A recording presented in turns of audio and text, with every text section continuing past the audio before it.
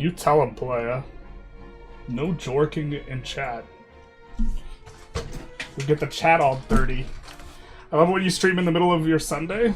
It's in the late afternoon or it's in the evening for my Saturday. But we do have just finished a workout, a little bit of a short workout, and so I thought we would take another crack at this, since you guys seem to like the stream. Last time we did, taking a little bit of a look at run start and trying to think our way through it. We are taking requests. I think that, generally speaking, we have talked a little bit about Mali, and maybe we could take a little bit of another look at Mali. Let's take a look at Russia. Let's take a look at Russia, because this is one we took a look at somewhat recently in terms of the start, and we are going to take a look at Muscovy specifically, which, interesting that they have it like this as a subject represented in this way. But notably, Muscovy does start out with a personal union with kind of a bunch of people. Rurikovich. You can see this is the dynasty map mode. So that explains quite a bit. No rest for generalists. No rest for like the past 6 weeks have been a lot of grinding. Considering I have like 400 EU5 hours now. Well, I'm exaggerating. I have 385 EU hours. Did you try out banks yet? I took a little bit of a look at banks. I don't want to talk about it too much because I don't think I'm supposed to talk in any sort of detail about differences between the two versions. And I didn't try banks on the first version, so I don't want to talk about them too much. But taking a look at Muscovy, or let's take a look at the resources in Russia. In particular, this is the OST though. We do have, I think that, where's Muscovy in here? We got lost in the sauce. I know Muscovy is a location. Moskova, so it's right here. And so Muscovy is like smack in the middle of all that. And then I think that this is kind of what we're looking at in terms of, I think this is Muscovy here. So you have maybe 15, 20 locations, and really it just seems like a very modest sort of start in terms of what's going on. You have, I guess is that Ryazan in there? There's Moscow as a region, so this must be, there's the Moscow as a province. This is also one of the significant difficulties is Arctic terrain is pretty rough. But here's a nice bit. You have a bunch of flatland. Let's pull up our spreadsheets. If you have any children, please hide them. But we are going to take a look at, in particular, Arctic as a climate is like kind of the only punishing climate. Hopefully that's not cutting off at the side. And you can see pop capacity is basically half, and that's less the important thing, as the minus 25% dev growth is a really significant malice to be having, and you know, it's being applied to really kind of a lot of this northern region. Taking Italy, we could take a look at Italy. Italy's interesting, and we played Milan in the first run of things, and so we could have quite a bit to say about Italy. I think we'll get through this, but here's kind of some of the bad news. Is Moscow's somewhere in here, and you have a lot of woods and forests. So, in terms of propagating control, which is kind of one of the major considerations we're looking at these run starts, it's going to be a bit rough going through these woods, and you kind of have, I think, three choices. You either take the grasslands in the middle, kind of stay in Muscovy, and you look to utilize maybe these farmlands, try and like plop down somewhere in there and operate in here. You go to the coast, or you go on the other side of the woods. Hey, Monkey become a member. Big nice, welcome, welcome. Enjoy the new emotes. Big nice, thank you so very much. Big monkey, big nice. Also the dev. It looks like quite a bit of dev. Muscovy is a city, but compared to the rest of Europe, it is relatively low. Like you get the Greens in Europe and stuff, and so you kind of do have. It's this very I think that when I was taking a look at Muscovy, I felt very, very pressured by the terrain and start, because it did not really feel like I was going to be able to get too much out of it, and also the start was really, it felt quite slow, which is perhaps like kind of what it should feel like with regard to Russian. I think that this is culture and language, as languages, I guess they're taking a little bit of a, they're changing things up, so they went Ruthenian now is kind of the new version of things. And so these cultures will be a little bit easier to integrate. When's the last time you streamed? ModCon doesn't count. I think last Saturday? Maybe? Or last Saturday I was working to get the tutorial out, I think, actually. But here's like also the bad news is your resources are generally pretty bunk. The salt is like the good resource. To some extent, the fur is pretty good because it gets a little expensive, but the base price isn't that high. And you have a few bits of iron, but it's really not too much. I really do want to take a look at... Oh, this doesn't go far enough. I wanted to take a look at Ural. Wonder where that would be. Central Asia, probably.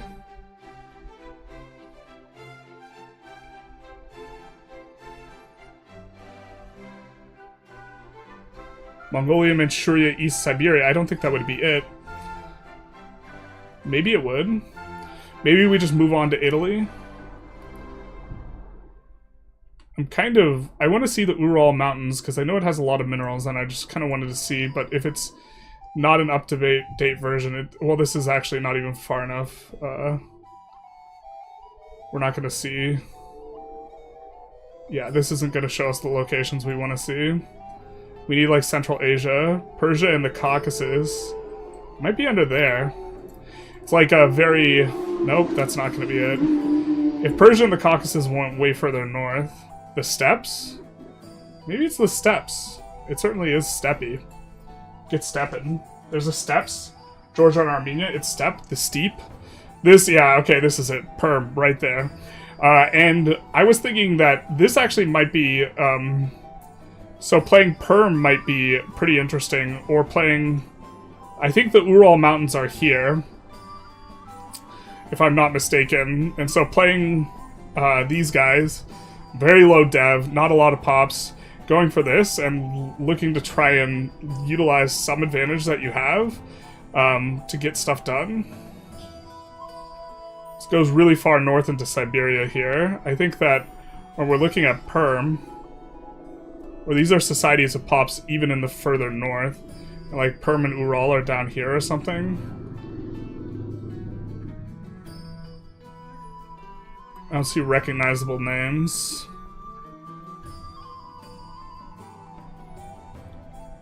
Kazan, Ural and Perm, okay.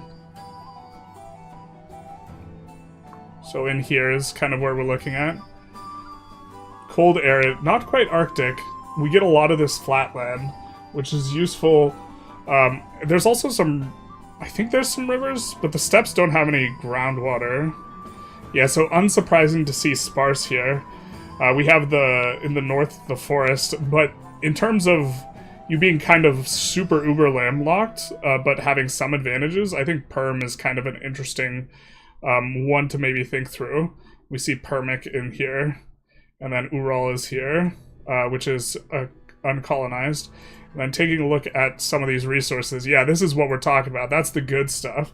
So we see 4 bits of gold, 1 bit of lead, a couple bits of coal, and look at that, 1, 2, 3, 4, 5, 6, 7, 8. I think this is the most iron-dense kind of region in the entire game. How do you rate mainland Southeast Asia? General, the resources didn't look too good. We could take a close look at... We could take a look at that. Here, I'm gonna write Southeast Asia. Someone already requested Italy, so we're gonna take a look at that first. Man is still streaming. We did, is that area Arctic? No, Arctic's a little bit above it. I wanted to develop step, not for fun, but for meta. Yeah, I was thinking this would be an interesting run. You're also turbo far from, like, actually having a bunch of trading partners, so the gold's not going to be that useful. This is one of the struggles for Mali, is you actually, you don't have a lot of trading partners, the gold collapses in price, and then you kind of, like, are really just trying to facilitate the acquisition of more trading partners. It's an easy type of pressure, or it's an interesting type of pressure, whereas Korea, you don't have that pressure at all. Korea, you just, like, you're super close to these massive population centers. Korea just has a very unique kind of start. We did play a pretty deep run as Milan, so we could probably talk about things from the perspective of Milan. They do start out with a bit of a situation. CBs are generally a little bit hard to come by, but they have a situation where the Italians are Italian factions are fighting the HRE faction. You start in the HRE faction, and what we did is we fought a bunch of Italians, we took the land that we wanted, and then we flipped sides, and then we started fighting the HRE in order to get a bunch of free CBs. So as far as Italy goes, I think that you can get CBs relatively easy, which means you can dedicate your parliaments to doing other stuff. Or at least that was our experience here. Here we see quite a few locations. We notably, by the looks of it, do not have very large provinces. Having provinces with a lot of locations is really, really useful for the purpose of being able to use dev province, which I've become pretty bullish on after latest access. Yeah, Milan is up here. I don't know if Milan is part of this up here. Are they really? We didn't use much dev province. We eventually devved Florence, because Florence has a lot of locations. And I think we might have devved Siena when we got down to it. We had a really big Naples that was... we could not fight. We got a bunch of tech for mercenaries, and then the mercenaries weren't really working properly. So we do see provinces here. And we see Milan, yeah, it's only got like 3 locations. You see Florence here has several locations. And then I think that here we actually devved here and we moved our capital over here eventually. And we created a market in Florence, and then we had Venice and Genoa, so we had 3 markets, so everywhere had really high market access. And we got very, very urbanized, but there's some like interesting like veins through which you propagate control here. So kind of let's take a look through the climate first. You have the very best climate with the absolute most. Sorry for the people who joined for flashing your kids the spreadsheet, but Mediterranean, 250% pop capacity. So this helps with pop growth. And like for context, like the kind of common one is 150%.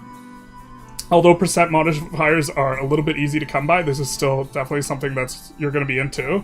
And then we have above it subtropical and some oceanic, some continental. But overall, very, very nice climate here.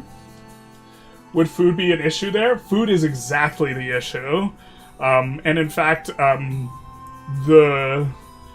people who played in Italy, there was like a hotfix type version of something that we got where it gave you more food per dev, and it was specifically because of Italy, and specifically, even with that in place, when we made our market in Florence, everyone started starving, because Florence, or central Italy, has like no food. Are there any regional innovations that help certain tags in Arctic climates? I believe that would be tied to the culture, but we have really high variance in terms of the terrain here, which I think gives for an interesting situation. Do we think we're getting a funny surprise this coming Thursday? I don't think I should talk too seriously about predicting when the funny surprises are going to come.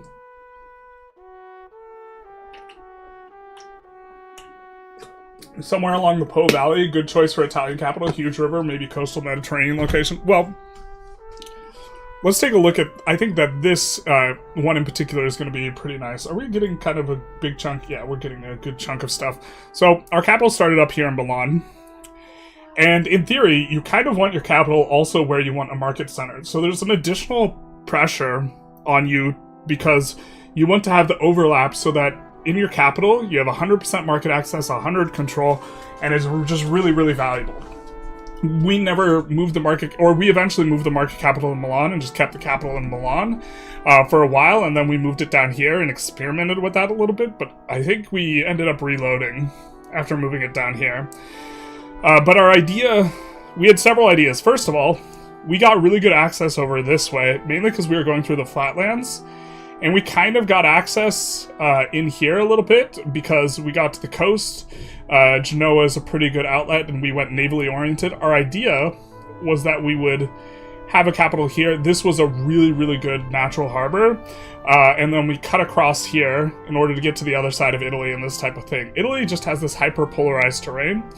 I'm not sure if that would be best. The thing is I think Florence is the best place to dev, because it has the most locations, I think, like, in all of Italy. And if Florence is the best place to dev, then you probably actually want to have your capital on either side of Florence. And then you want to move to the other coast of Italy, whatever it is, through Florence as a kind of heuristic. So maybe down here in Siena would be good, maybe up here would be good. Something like this. Or maybe even on one of the hills in Florence. Unfunny surprises, true. We could maybe spill some unfunny surprises. Also, very good farmland density as well here. This is something you could see. I think Florence, we were really bullish on farmlands early on. When we were playing as... We were really focused on farmlands when we were playing as Milan. There's a ton of farmlands all over the place. I don't necessarily think they're as strong now as, like, flatland is. But actually, where Rome is really strong, and same with Naples. So maybe we could take a quick look. Rome, flatland, and also having some of that... Is that really is Lazio? So we have the papal kind of thing. How many locations is that? That looks like it's quite a few locations. Maybe that's a place that's worth deving? I think that's up here. And I think it's 7 locations. And I think Naples is... What does that look like? It might be 6? So maybe that's actually the place to have the capital. Oh no, it's not. That's 2 separate provinces. So probably good to dev here, probably good to dev here. And actually, that kind of maybe makes Siena the best place to put a capital, or down here, because you will be able to go through these places, both Florence and the papal locations, a little bit easier. But yeah, flatland, a pocket of flatland plus farmland. There's flatland and farmland up here, same up here. And so you don't have, you kind of actually have, like, along the edges maybe, some really good locations that you're into. We are playing the OST here. Where is this? Oh, this is Nice right here. And we start with a heresy, the Waldensians, yeah. This is Nice, and then this is Italy.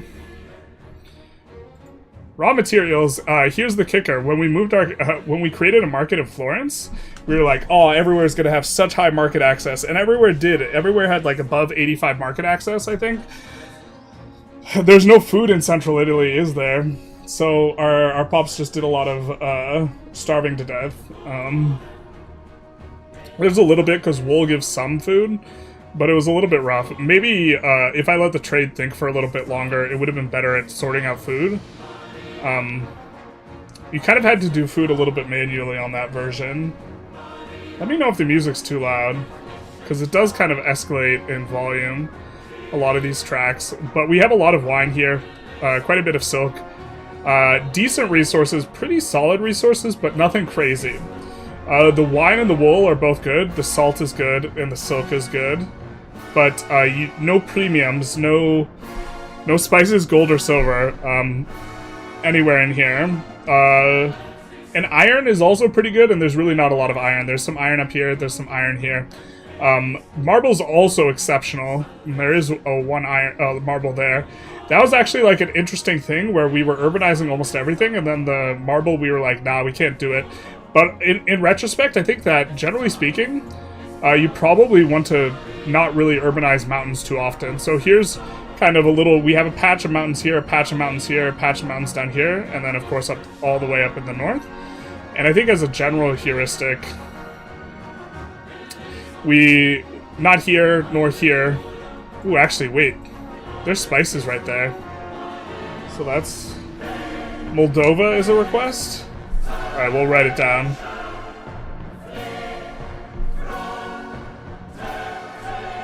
Someone requested Southeast China, so that's the next one we'll look at.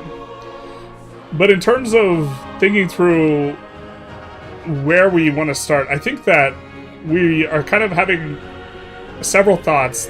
Okay, there's a river that goes through here, and there's a river that goes through here, and I think there's another river that goes through here. I actually think Milan's kind of, or Milan or anywhere along this, is actually a decent place for a capital, because this is the highest density of flatlands. And so if you just say, okay, we're going to plop our power base here, and just say, you know what, we have the highest density of flatlands up here, we have a market on either side, we're going to have good market access, this type of thing, this is probably okay. Doesn't have very good dev potential, but this would be better in the early game where you're more land-oriented. After you get navally oriented, it's maybe down here, somewhere, and then you dev maybe Florence, and the papal kind of locations. Music's climax is a little bit loud. Yeah, that's kind of what I was thinking. It's just high variance is the problem.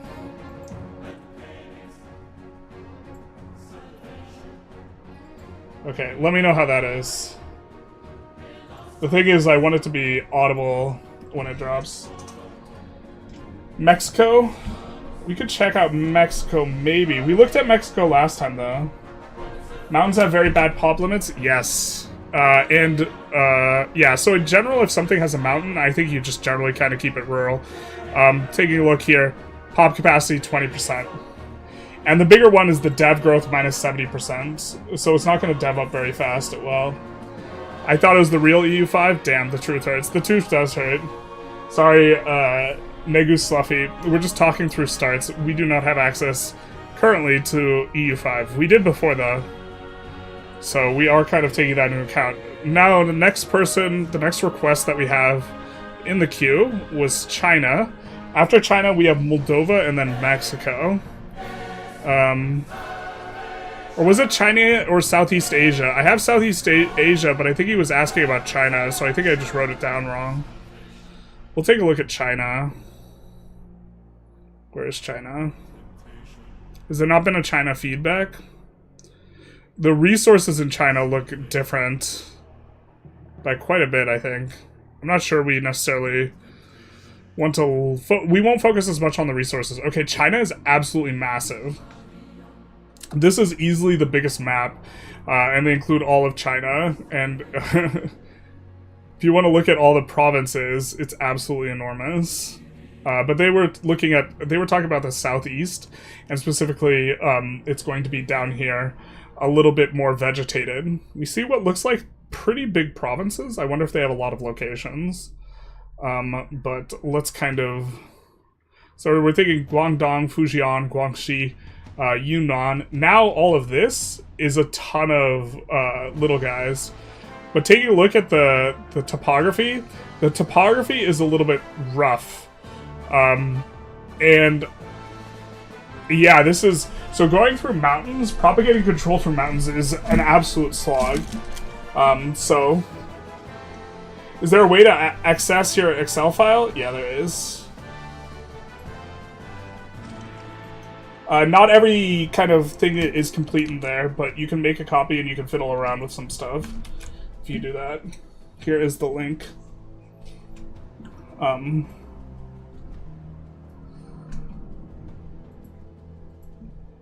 Let's exit out of this. And so... China, when we played China, we had actually, like, a very hard time deciding where to put our capital. We ended up thinking that, like, up around here is probably just better. But we were thinking, you were asking about down here. I'm guessing it's going to be near here, where you can propagate control into there, or, like, near here.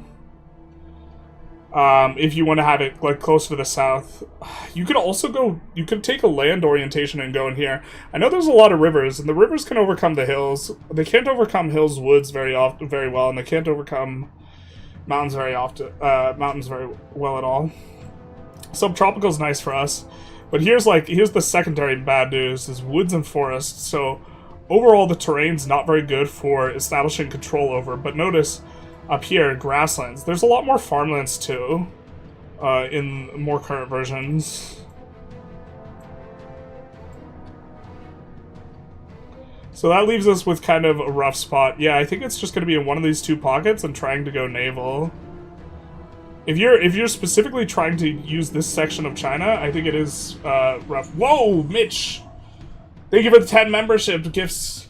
Thank you so very much. Big nice.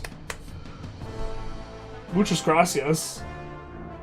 Did you have a regional request, Mitch, for us to take a look at? Because I think that, yeah, I think that China in general, you're going to have a little bit of a hard time. You're going to want to be more up here. China has a bunch of unique buildings, though, that give it, like, they're like Uber bailiffs, and they give, like, 30 proximity or something like this. So I think China, the way you play China is you try and make the peasants really happy, and you avoid the Red Turban Rebellion, and you just do everything you can to make the peasants happy, which raises overall satisfaction to prevent those revs. Yes, thank you so very much. If you received a free membership, feel free to spam the emotes. Some of you guys got doxxed, though. Now I know you're in chat. Hey, Renee, how's it going? Thought Pablo up? Thought he was a recipient, but he wasn't. Big Sag. Did you have a request, Mitch, for a region? We will put you ahead of the queue. Not very democratic, but the queue isn't too long. Development. China has very good development at game start. I think that they are... I think that Beijing... I think there's a few locations that have 30 dev at the start of the game or something like that, and Beijing is one of them. Not really just supporting? Okay. Thank you so much. But yeah, this amount of dev, though, we also have a ton of dev on all these flatlands. Flatland grasslands.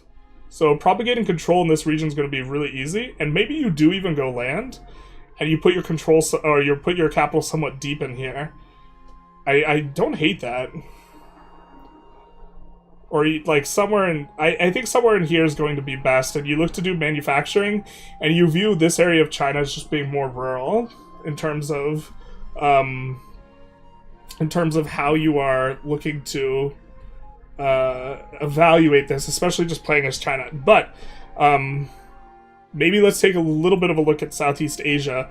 At our initial salvo, which again is not an updated one, we did take a look at playing Kumai.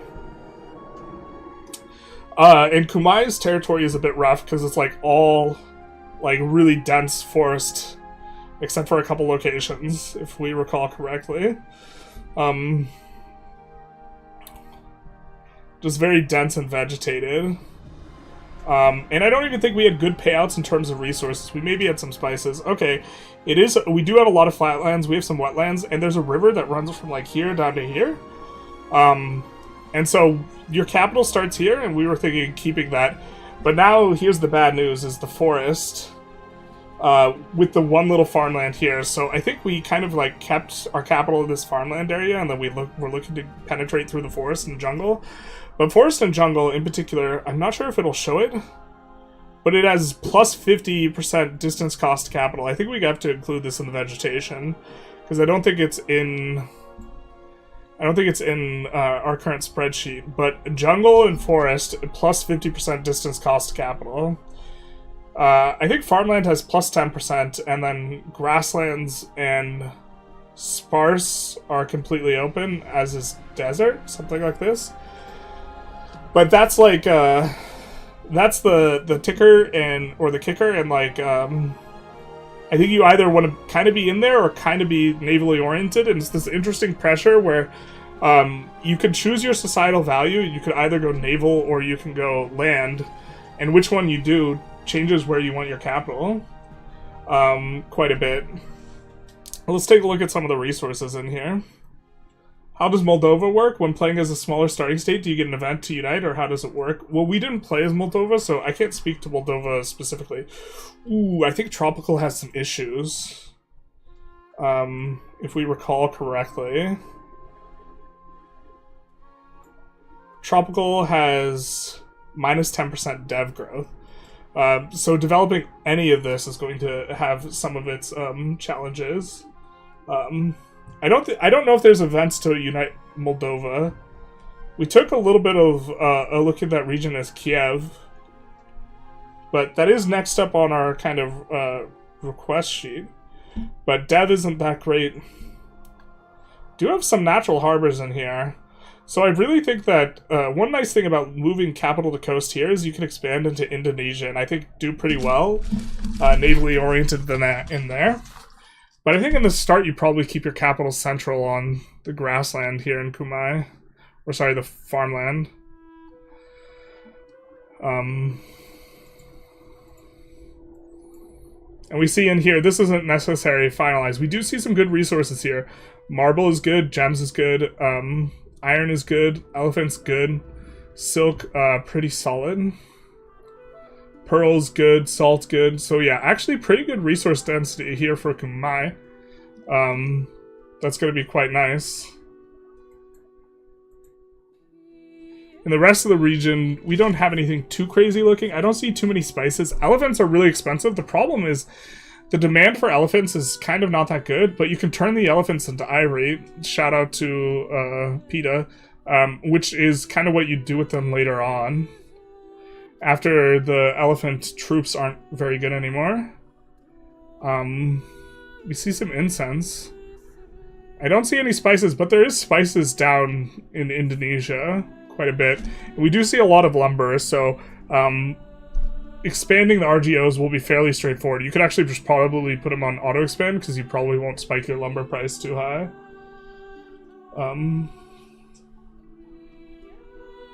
Theorycrafting viral uprise on saves.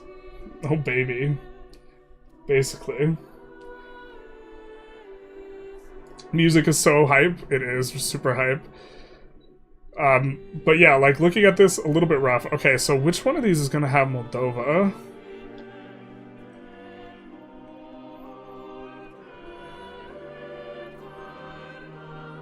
Is it Carpathia and the Balkans?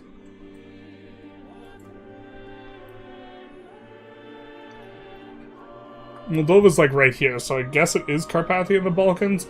There was a lot of arguing on this thread. Some people got stressed, pressed, and depressed. I think someone in someone on Reddit was complaining that they thought it was insulting that people of another country were called their country's culture, and you're just like, geez. But we do have this here. And so you're talking about unification of this? I don't know how this works. These all look like they might be subject of one of these guys, and playing as the big one and then just eating all your subjects is maybe the straightforward way of doing this. But we do have like this mountain range kind of region, I think, that isolates Hungary.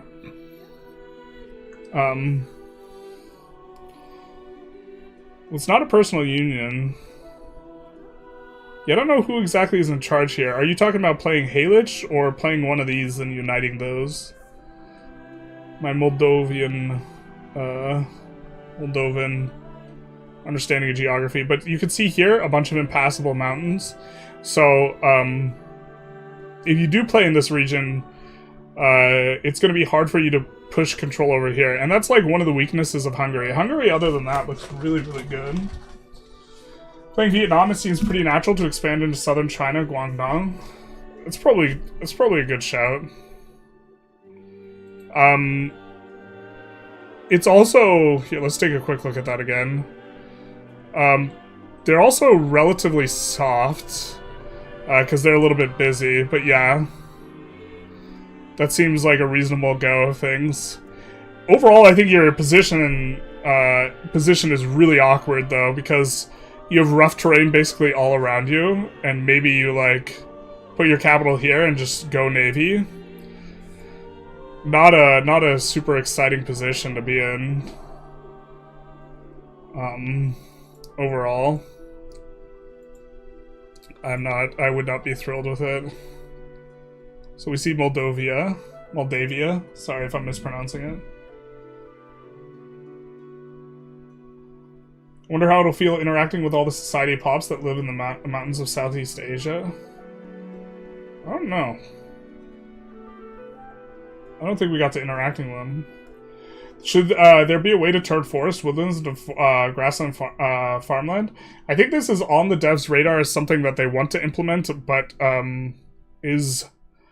they could implement it, but not in a performative way. And so that's going to be needing to figure out a way to implement it easy. Spices in Middle Vietnam.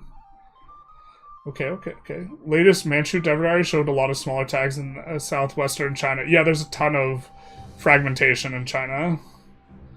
Are these releasables or custom created vassals? They start as subjects of Yuan at game start, but Yuan can't release countries. It's not allowed at game start, because otherwise it would be like, I wanted to play as someone released from Yuan, and I loaded them up, and I guess it's to prevent exploits regarding the Red Turban Rebellion.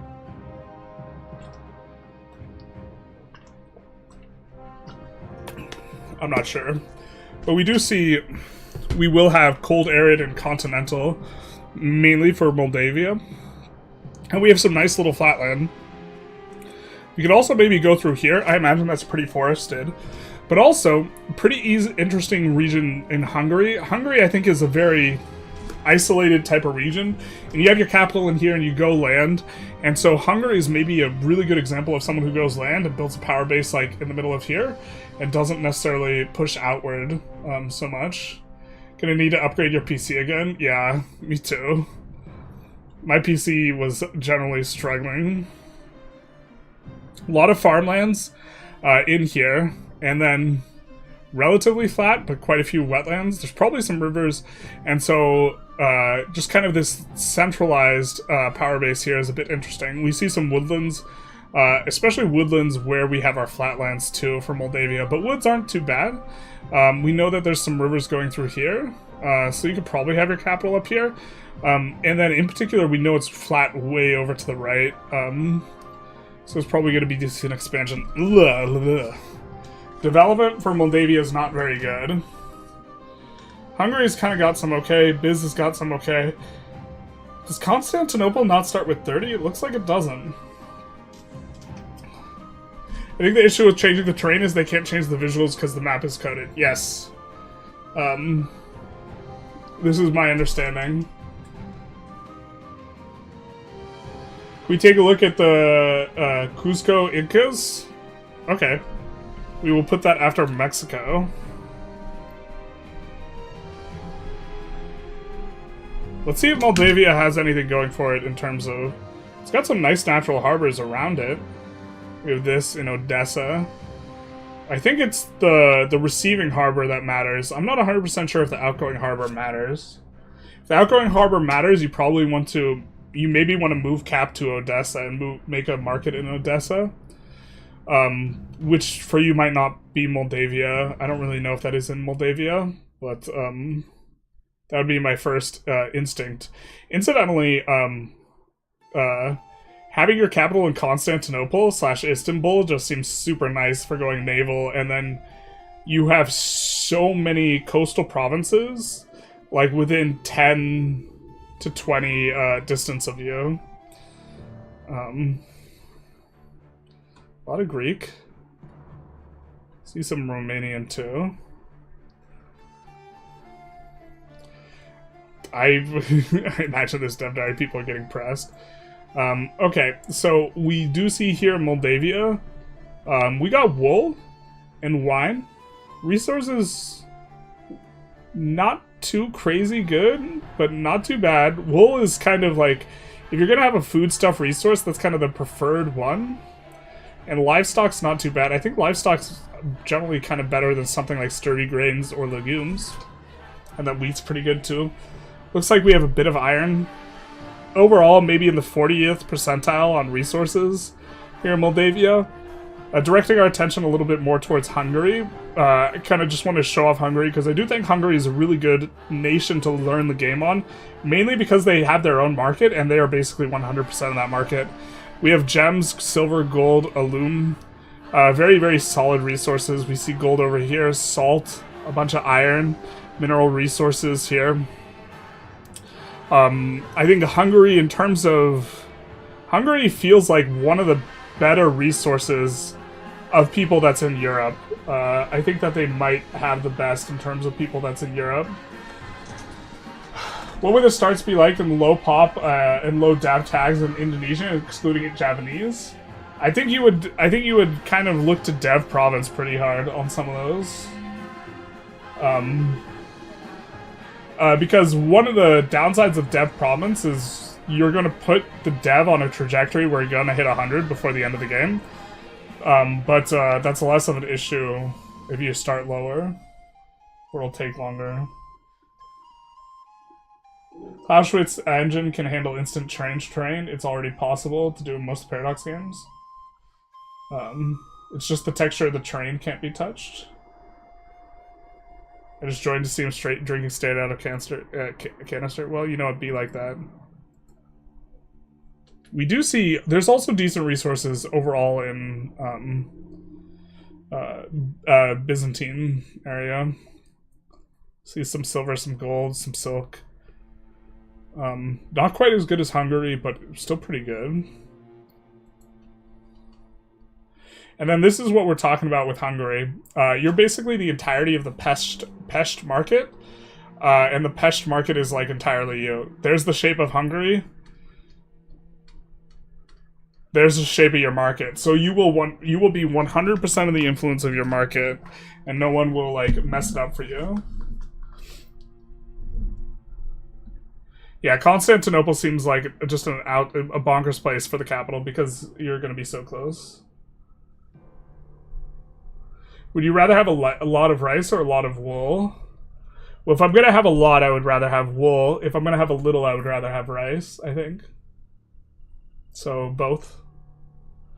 So glad Paradox gave us legumes. Yeah, but they took out potatoes. Someone was upset about potatoes earlier today. Shouldn't spices in Southeast Asia be hugely profitable? Yes, but one of the problems you're talking about in Indonesia, one of the problems fundamentally is it's like going to be 150 years until you get a ton of trade range to really make use of it. I guess you're kind of close enough to China.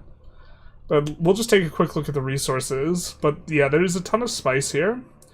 Some flatlands, it's going to be all jungle, so it's going to dev really slowly. Tropical, so it's going to dev even slower.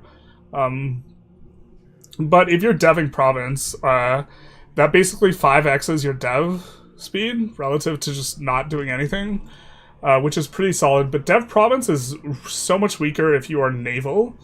And so we do see some spices in here. Quite a bit of spices. They're kind of a little bit hard to make out, but it is this darker turquoise. So fish is the light turquoise, and the more greenish turquoise is spices here. Not necessarily the best color. I think there's even more spices than we can see here on like a more updated version. Overall, the resources here are pretty strong. And playing... I think it'd be very interesting to put your capital somewhere in here and play something navally oriented. But once you're going navy, deciding the best place for the capital is probably actually incredibly hard, but deciding a solid place for the capital is probably relatively easy. You maybe even just want to plop it near the gold, or plop it wherever you have the... You probably just want it near where you have provinces with the most locations, and you just dev those provinces. Which is, you're also thinking maybe you want to be on as much flatland as possible, so maybe Borneo or maybe up here is the proper place for the capital, because wherever you put that, that's where you want, like, all of your construction and buildings and stuff, too. Alright, we had, the next request is Mexico, and also Inca, and I think that's the same map. After that, we don't have any requests, so if anyone wanted to see something specific, we could take a look. Okay, we see Central and South America are two different ones. Oop, that's not the one we wanted.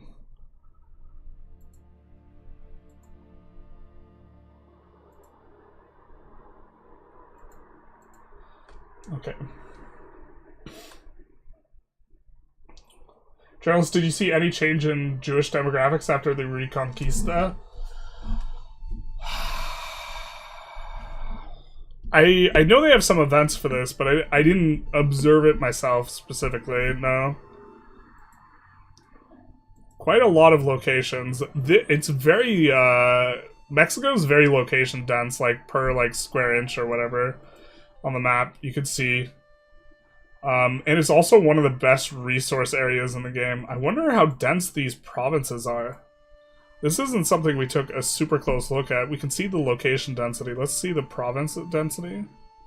Also, really strong resources in this region, which is kind of always the way it is.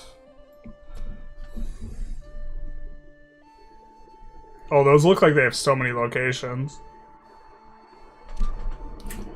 Maybe this is a good place in terms of power base. We still haven't seen the terrain, and I imagine the terrain is going to be fairly vegetated, which generally kind of makes it a little bit worse.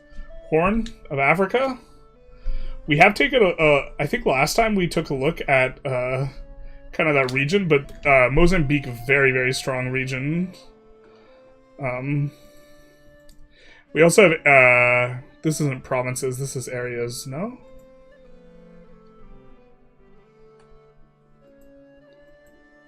Oh no, this is just more zoomed in provinces. So we see a respectable amount of these that are going to be 6+, which is going to be really valuable if we have any provinces, like any whatsoever, that have 3+ gold on them. We're just deving those to increase gold capacity, I think. Area is kind of an important metric because you can culture convert areas, but you can also integrate areas, but that comes way later. Tropical's not ideal.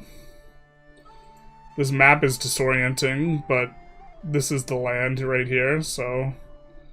I guess it's mostly the coast, though, that's tropical. And here we get the bad news. Very hard to propagate to control. Plateau's kind of okay. And if this weren't vegetated, the hills wouldn't be that bad. But I think it's going to be vegetated plus hills. And yeah, we have the bad news here. Kind of not too bad in here, and also not too bad once you get a little further north.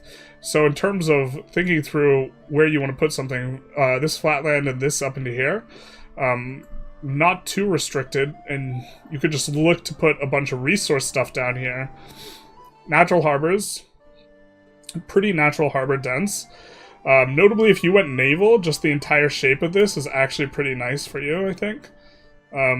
If you went naval, maybe here's going to be a good place for a capital. There is a market center right around there. The resources is like really the thing that is kind of worth noting here. I think we have a more zoomed in version. And yeah, it is going to have a very solid amount of gold. Who do you think is the strongest out of the big three Western Europeans? Who's that meant to be? Castile? Is that meant to be Castile, France, and England?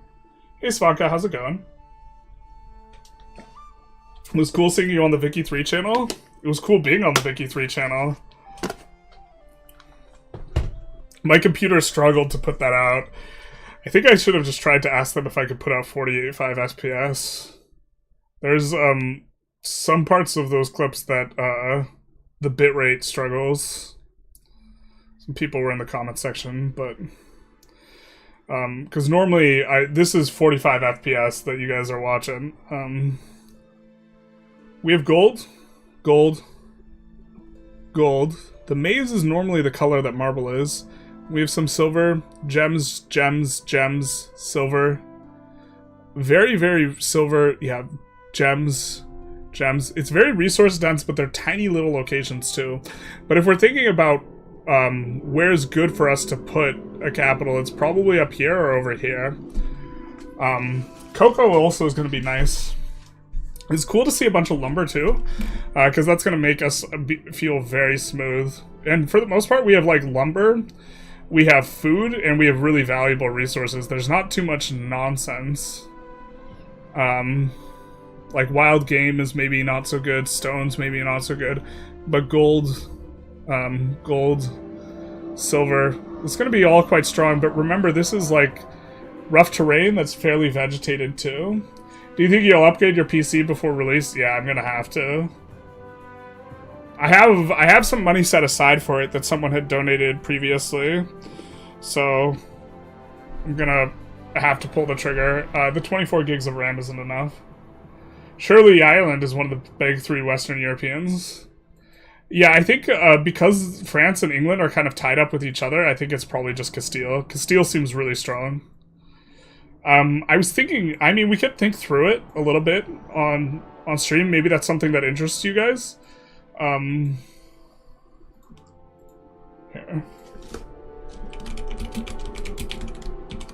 Top nations we can focus on, or starts?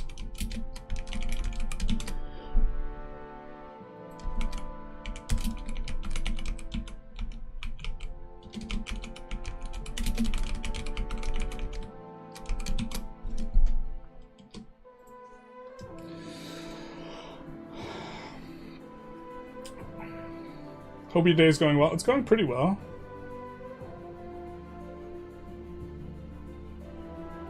Is playing the New World worth it in multiplayer with massive disadvantage from smallpox? I mean, you can do it. It's just going to be really painful. I think you could probably look to recover your pops by importing a bunch of slaves and then accepting the slaves. And when you accept them, you free them, and then going back to not accepting them so you can import them some more. I don't know. You could look to, because that's kind of the only way you can get a massive influx of pops. You can get a little bit from Diplo interactions, but it doesn't scale. And pops are going to be a limiting factor for you. My worry about Inca is that most of the money is going to be spent on colonization. Yeah, all these numbers, cut them by 95%. That's what you'll be working with.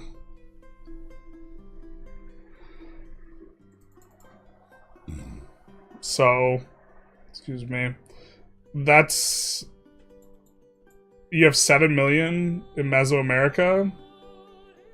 That's like, what, 35,000, or is it, yeah, I think it's actually 35,000 is like what you will be like left with. Jesus Christ.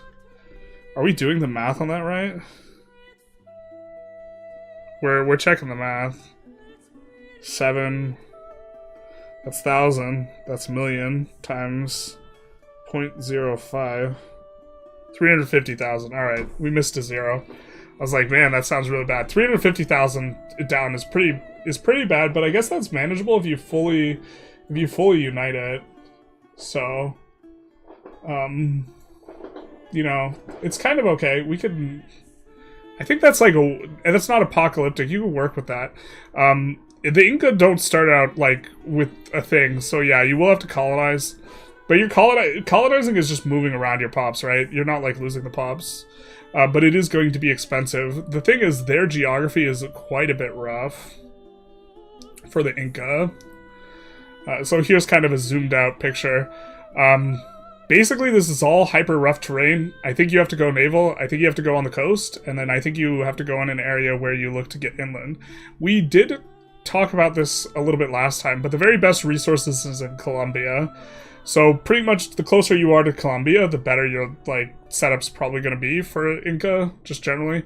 But the mountains is just like a very difficult feature for you. You maybe have some crazy provinces though, that are just a ton of locations. You just like snuck past them here. Like this is an interesting looking province. Look at that. It's like, what is that? Like 6 or 7 locations long. This one also looks exceptionally long. Very interesting shaped provinces here. Maybe you can get something done on one of these. You do have to be cognizant of being able to move stuff inland.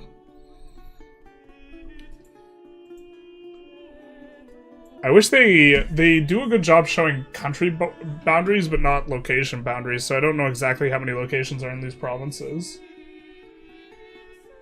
Will you be able to build hospitals so you could save pops? I think you should be able to, but like, You don't really get to save very many pops from the bubonic plague. I imagine it's kind of analogous. Spain alone has like 10x that. Yeah, they start with like 6 million or something. Or I think between 5 and 6. So we do have arid, cold arid, tropical, which is bad. Actually, because of the shape, maybe you want to even be right in here, but you don't want to do too much on the Arctic. So I guess you probably want to be over here or like over here, just before other considerations. But here's just the bad news. It's basically all mountains, and so you won't be able to penetrate in, and so unless you're like on the other side, but that's not like what the question was. The question was like playing as Incas. But I think you just like have to go naval. And that it's pretty like unambiguous. You have really nice resources. Let's kind of get down to those, because we already saw some of the other stuff. But I mean, Colombia just actually, out of all the places in the New World, this is actually the most resource dense, if we recall correctly, right here. So being up here would be something you'd be interested in if you're looking to place the west coast of here. But the resources are still going to be solid. Coming over here, we see gold, silver, silver, salt, silver, salt, silver,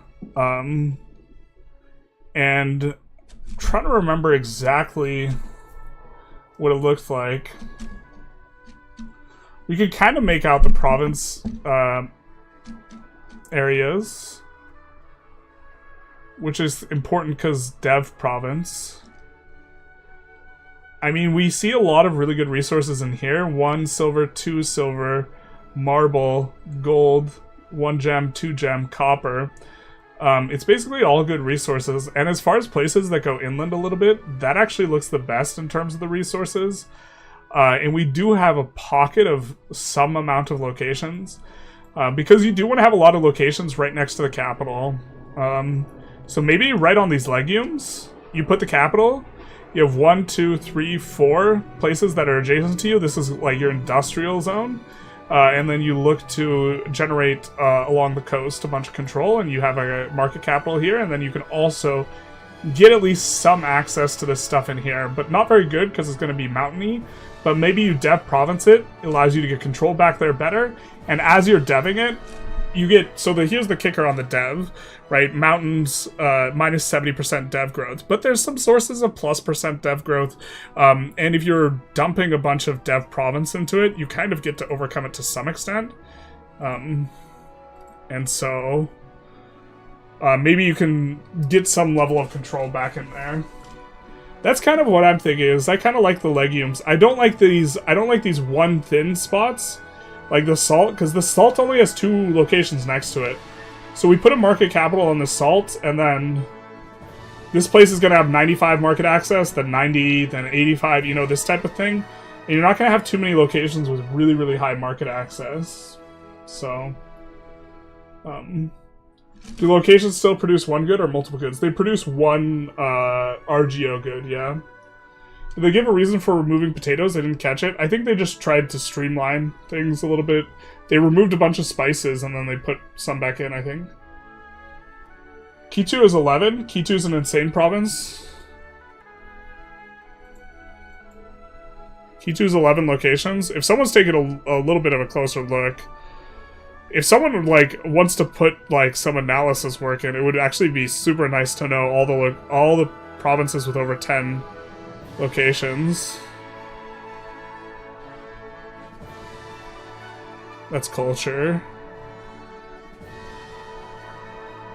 So we can see where Quito is, because I think we're just super on board with deving if there's 10.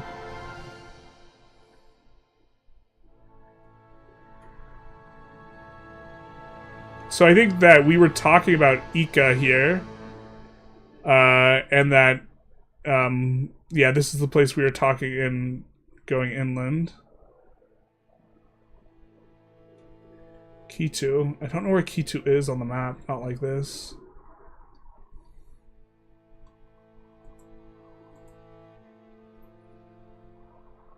That feeling when you're American and you don't know geography. Oh, up here? Okay, let's see what the resources look like. So we have kind of where it turns. So it's not nice that it's tropical, but if we have some flatland provinces to work with, it's also forest. But if we have like, we can work through that, right? Not the best on the harbors, but again, you're close to all the Columbia stuff, so you're probably pretty okay with all that. So let's see what the resources look like up there. We're thinking Quito right there. Maybe that's solid enough. Oh, brother. Yeah, you just full set Quito, right? If that's all this, and you have 3 gold, 1 copper, and gems all in that province, and then you cap on the lumber probably, and then you're adjacent to 1, 2, 3, 4, 5 provinces. So if you have a market center here, you're gonna have like 5 adjacent provinces plus the capital that are just gonna have really good market access. Problem is it's jungle or whatever, but you're deving province anyways. And then you're also like kind of close to like some of the silver and other stuff. You don't have a really good ingress. Here's your ingress into kind of the deeper areas, and this is medicaments and like legumes, but you just go navy, right? And from the lumber, you get pretty good access to the gold up here. The one thing I'm curious of is if you get harbors on both sides of Panama, and if you do, like, Panama would actually be an insane place to have a capital. Do you think they'll rebalance the province locations numbers across countries? I don't know.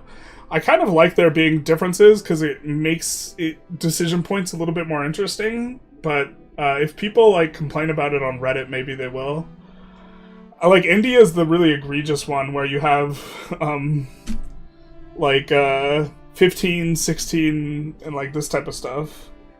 Can you take a look at Yemen? Do we have another? We're gonna take a look at Horn, and then we can put Yemen after that. But generally speaking, the complete lack of wood in Arabia, I think, makes it a little bit rough. You can't deforest areas. No, this is something they want to do. Have you looked at Australia? Australia is absolutely fantastic. We'll maybe look at that after some of these. So, Horn of Africa. Horn of Africa we won't spend too much time on because we did look at it last time we kind of did one of these, but oh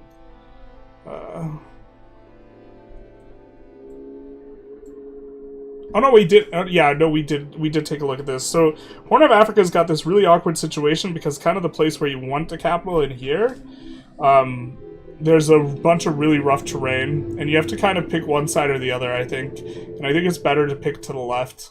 Was kind of some of the analysis we went through. We didn't pay too much close attention to like if there were any super bonkers provinces. If this is one province, that's kind of nice. Same with this here. They tend to be a little bit color-coded. These are the provinces. Well, these provinces look pretty big. Especially Baru al-Jabal. Whoa. So looking 1, 2, 3, 4, 5, 6, 7, 8. I think that's 8. Maybe you can get something done here. If you have several that are 8, maybe this is like kind of the place to be over here. Like geographically, we would kind of want to be in here, but it's really rough terrain with bad vegetation, so I don't think you do. But Kordofan's like 10 locations. This actually just might be a triangle that you just want to plop your capital like right here and dev these 3, because these all look like they're a ton of locations. And they do have some other pretty good stuff going on for them. What's up with the wild game resource? Is it just a food resource? No, it's used as an input in a couple things. I can't remember which. We see northern India if you haven't already. We'll put that down. I think that. So coming up, we have Yemen and then Australia and then northern India. So actually, like we weren't thinking too much on the provinces last time. Howd is also a ton of locations, but that's a way you could kind of make this work.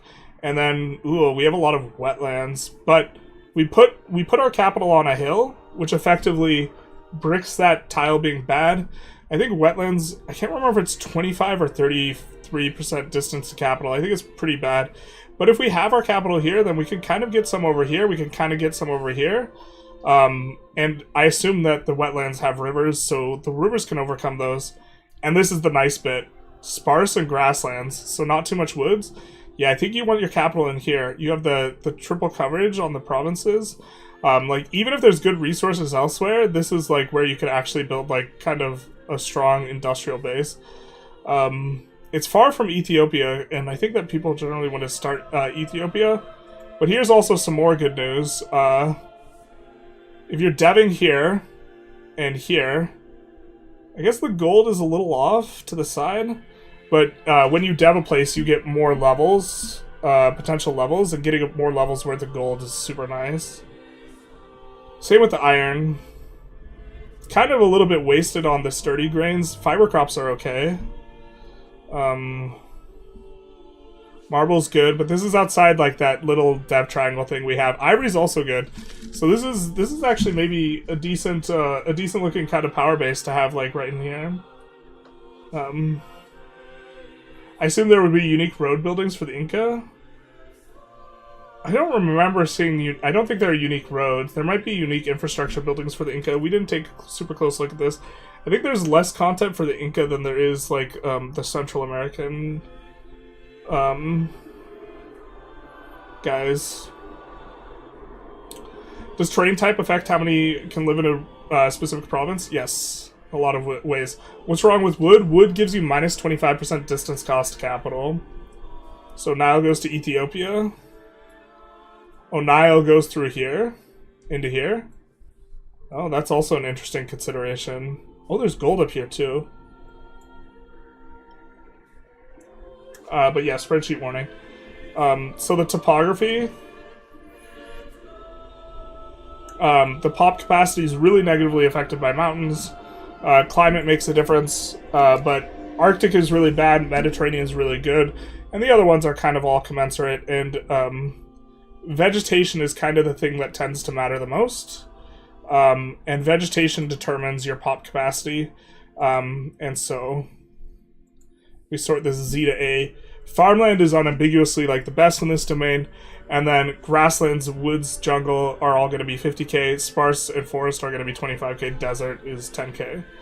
But distance cost capital, we don't get a penalty on sparse. So sparse isn't really good for big cities, but it's okay for pushing control. Whereas woods will give you minus distance cost or plus distance cost capital, which is going to be not good. Into Ethiopian highlands. Continues down to Lake Victoria. Oh. We're going to learn some geography today. So all the way down to here. Yeah, that's probably freaking perfect then. Cutting right through this area where we have just the three provinces. Between the three provinces, it looks like we have 25 to 30 locations. And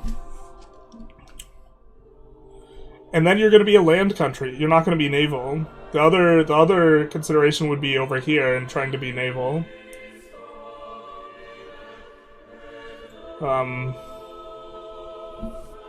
You maybe have a little bit of a top end.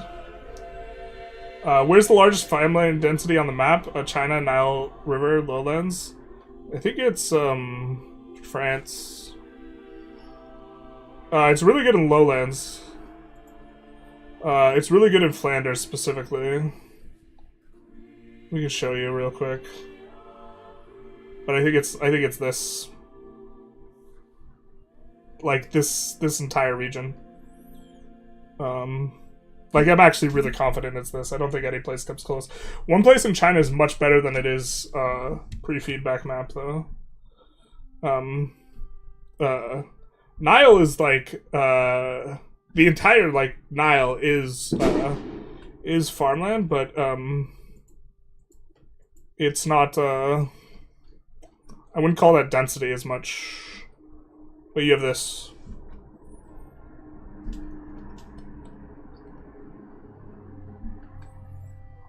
So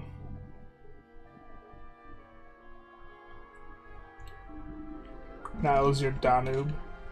Alright, so Yemen was next, and the thing that we got from Arabia, just in general...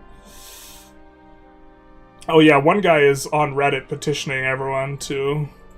His tribe was removed. It was the only nation removed from Arabia.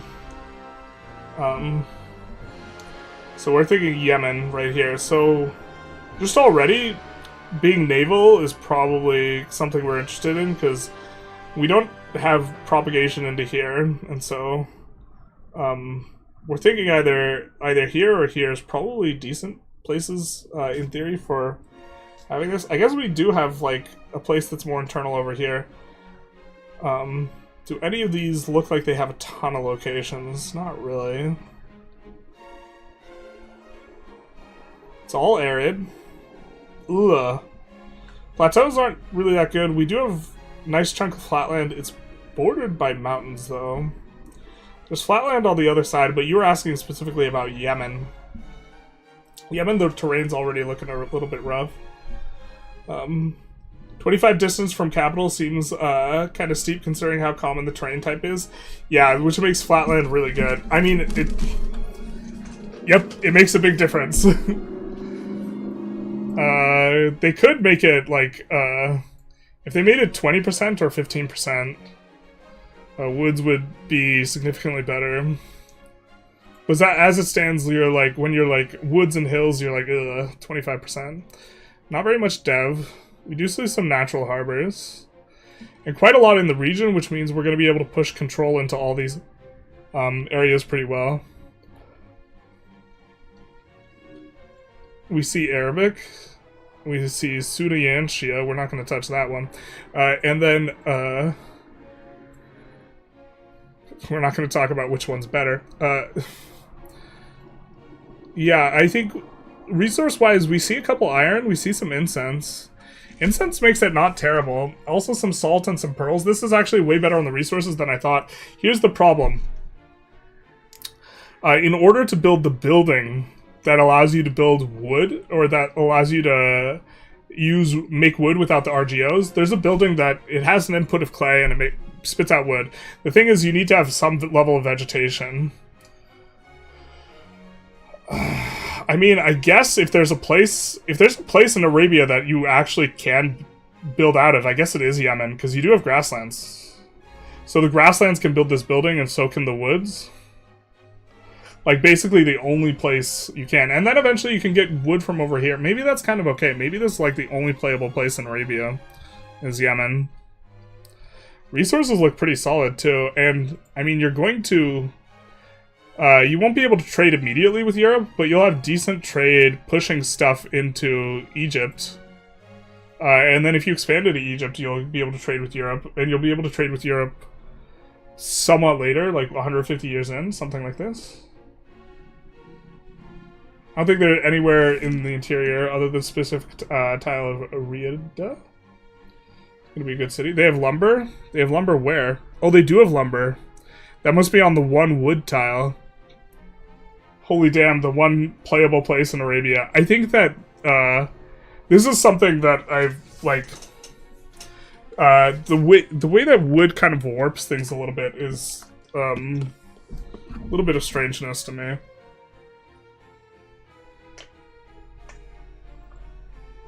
Because people in this part of the world build buildings. They just build them out of clay.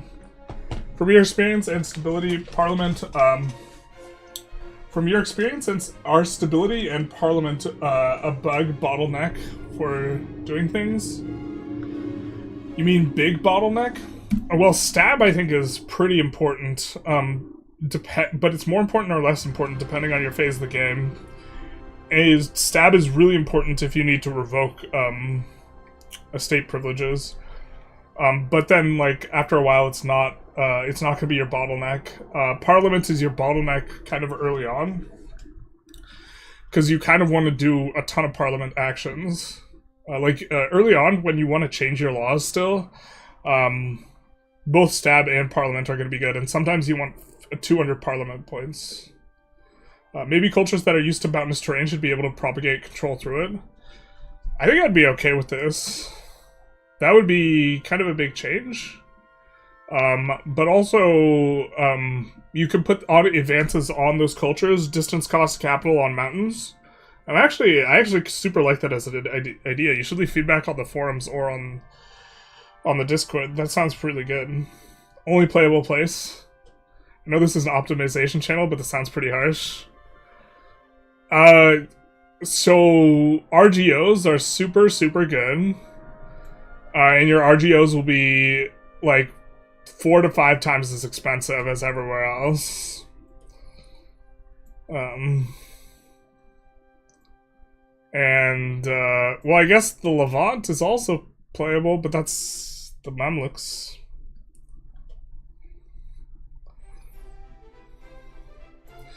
I think that it feels really, really bad to have a place where you can't get any wood. And that is, like, my experience playing. Maybe it's just when you're starting out it's awful, but it feels really bad.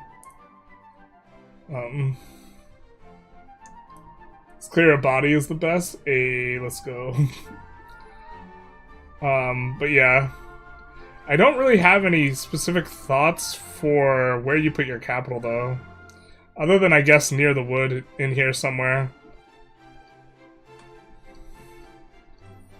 That's a lot of fruit for the desert. Well, they gotta have some goods, right?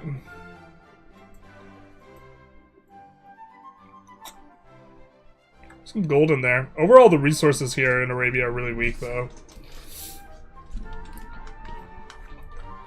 Fruit's like kinda... Well, no, fruit's not very good.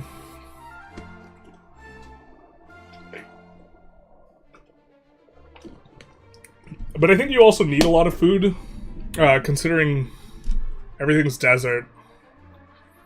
I think desert has some food production. Yeah, food production minus 33%. This is an overcomable modifier, though. We're gonna look at Australia and Oceania. So Australia just has absolute bonkers resources. They have, I think, a couple provinces with a ton of locations as well.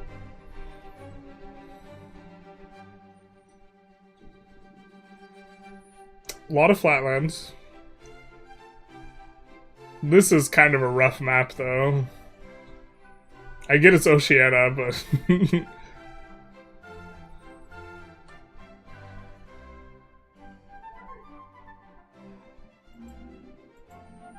Do any of these look absolutely huge? Bengala looks kind of big. I think that this one was big. I'm not sure how many locations these bad boys have.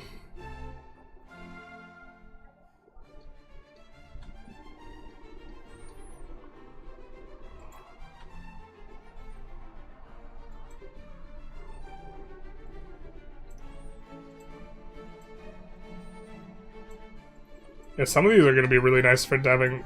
I think the big thing to write home about is the resources on Australia, though. It's nice that it's almost all flatland, though. We do see some mountains. I think it's going to be a lot of desert, too, though. Yeah, the combination of desert, desert, forest, jungle, not too much good stuff going on. A little bit on the grasslands, though. Sorry. Make Horn of Africa to Yemen slave importing empire. Yeah, well, playing on the Horn is a little bit different when we were... Well, when we were looking at the Horn, we were thinking that playing southeast along the Nile River was probably pretty good, but yeah, you could play on the... If you played in Yemen, that'd be a much different field, but you could also expand in the same kind of area. Got some natural harbors. Actually, the really good natural harbors are all over here. So maybe Navy capital over here or over here is going to be good. Especially because there's, like, kind of a lot of locations over here. So maybe, like, right here, and then you can propagate down here. And get in there. You probably care about the ratio of really good resources you're deving, though. Yeah, 0 market access. Basically. But Australia has really, really good resources, so it's really nice to colonize as an Indian nation. We see iron, gems, lumber, iron. I feel like I remember it looking better than this when we looked at it. We see firework crops, gems, a little bit of gold here. Gold here. Silver, gems. Yeah, so really good resources down here. Gold on the coast. It's the gold coast, except it's not. Coal as well, which is solid enough. The place we were talking about having a capital. It's like we have gems, silver, gold near there. Gem or gold. Kind of on the other side of the map, or of the continent, from the place that seems to have the best density of really valuable resources. No, wait, this place does, right? I'm getting them all mixed up. But very good resources overall here for Australia.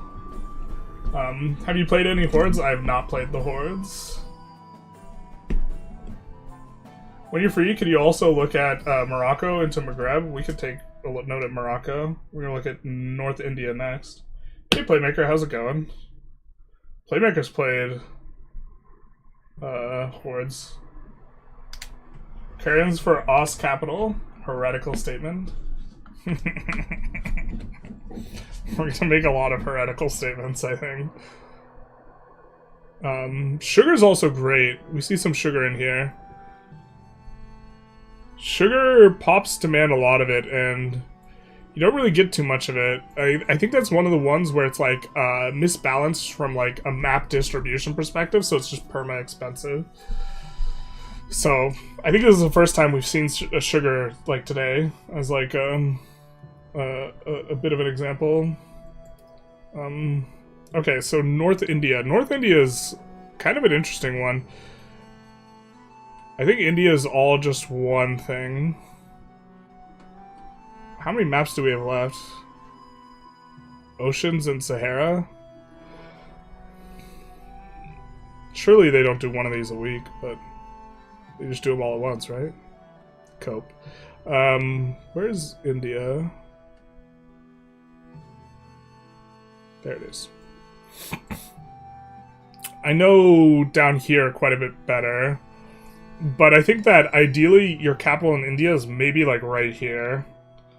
Just generally, having taken a look at India quite a bit.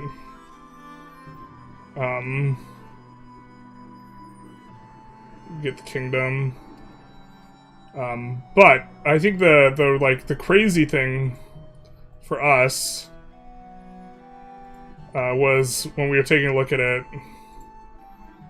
was like this. These are all like average of like 12.5 locations per, and it's not as dense as you get up here. But maybe here would be an okay place for a capital. There's like really a river that comes along here that doesn't have too dense territories that lets you get out to the coast relatively easy, and there's relatively good terrain that sweeps through here and into here and down here along a river. Like, there's non-heavy vegetated terrain and a ton of flatlands.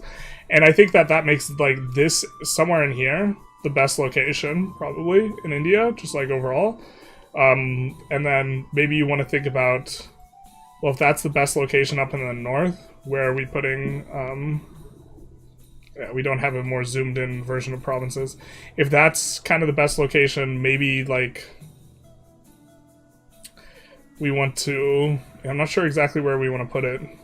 There's also a river that... yeah, there's just an entire river here, and there's a ton of farmlands also in here. So this is a very nice area to have all your industry as well. Because these places the dev will rise really, really high. Which will make it so that you can propagate control really well. Although, if you have a capital here, you can 100 control all this here. 100 controlling through here will be a little bit harder, but let's take a look at the vegetation, because we're kind of... so we have tropical, subtropical. Also, subtropical is going to be better for building tall. So again, points for putting the capital here. Subtropical is the second best. Tropical is not very good, because it does give minus to development. I need my Carthage, me too.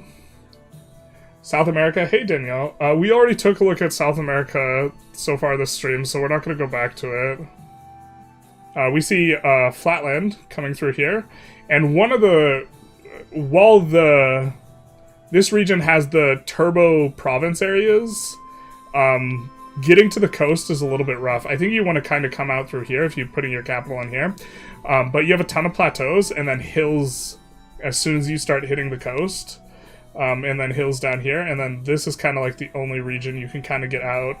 But if you're here, if you're up here, you come out this way.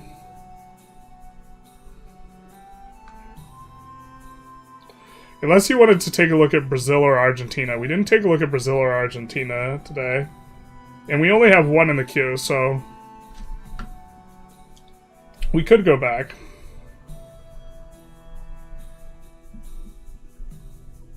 I'll go back and see. Yeah, we took a look at Mexico and Peru, but if you specifically were thinking Brazil or Argentina.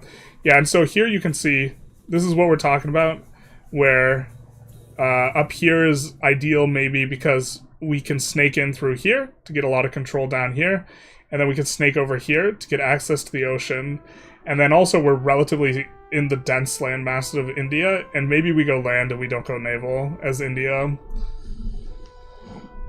That's probably better. Going naval is probably just greed. It's probably hubris. You probably just like, you want to go land, you want to propagate a bunch of control over the land, and you just have 100 control all along these farmlands because it's relatively flat and see flatland, farmland. This is all going to be 100 control.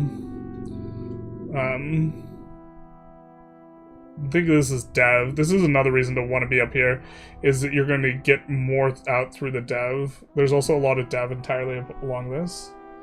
Can we see Lotharingia, the Rhine? Yes, we can.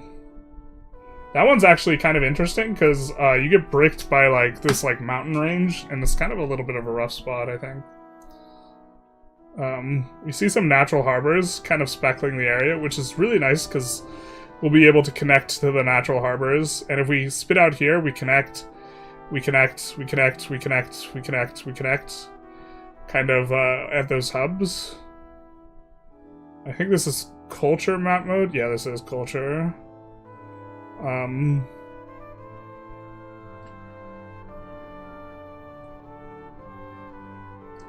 There's religion and resources. Do we have a more zoomed in resource map? Yeah, we do. We have two. Okay. So in terms of resources, I don't know the northern resources quite as well, but overall the resources are pretty strong. We see a ton of sugar, a ton of silk, a ton of cotton all along the river. I forget the name of the river. I know one of these is the Ganges, I just don't know which. Pretty solid amount of iron. Dyes is also really good. And considering how much dyes and silk you'll have in your market, really puts you in a good position to export the expensive fabrics. And taking a look over here, I don't even remember what this is.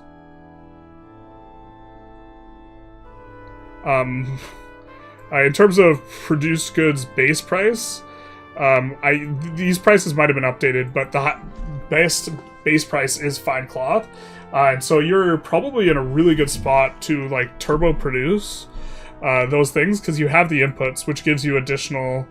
You have the inputs like everywhere, which gives you additional output on those things. Do you care about the population of the locations? Yes, you do. You care quite a bit. Migration's relatively soft. You don't get too much migration. We also see marble, silver, silver, iron, iron. This actually just is incredible right here. Copper, copper, copper. Pretty good on the resources is India. It's not quite as good as Japan, Korea, but this is actually very strong. In the north I think is a little bit stronger. Really a lot of iron as well, just like overall. Iron, iron, iron, iron, iron, iron. We see saltpeter. We see a ton of cotton. Cotton's relatively good. And we see rice too. Rice is better than sturdy grains. Rice is more in the north though. Once you get in the south, it's a little bit less rice. And here is the area right here that has like all the places close together, which has got fairly solid resources, and we see quite a bit of pepper in here. And gold resource is going to be nice. Iron as well, tons of iron. some gems. And then this is where we snake out the coast. We see a lot of pepper on this coast. We see pepper down here as well. And the pepper is an incredible resource. I don't know if pepper is better than gold or silver. That one's a little bit tough, but actually, in terms of resource density, very, very strong is them.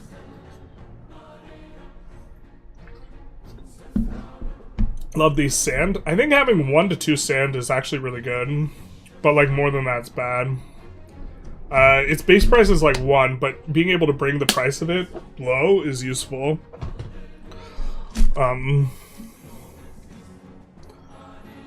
So I really like, we also have elephants. You build elephant units. I don't think they're very good. Or they're good early on. Yamuna River goes from Delhi all the way to the to Ganges and Bay of Bengal. Okay. But yeah, there's a lot of sand up here, which is not as ideal. You'd also way more like it spread out all throughout India instead of just in one region, because this is probably going to all end up in one market. A lot of impassable terrain up here, but this is actually like the highest density of cotton and wool out of like, I think, any place in the game. Which again would reward a specialty of clothing for you in India. Alright, next up we have Morocco in terms of the requests.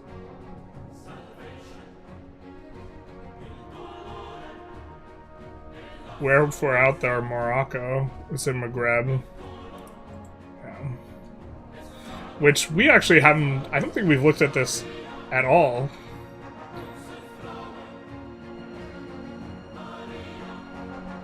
See, Morocco and Tlemcen have some vibe problems, but you can see the Sahara is functionally like it's dead space to you, and you have a lot of Mediterranean land, which is very nice. And we're thinking, how good is Morocco? Man, this section of the song is really loud. Yeah, the Mediterranean is obviously going to be very good, and Mediterranean flatland points. We see some hills coming throughout this area. I think there's a market center here, there's a market center here, and there's a market center here.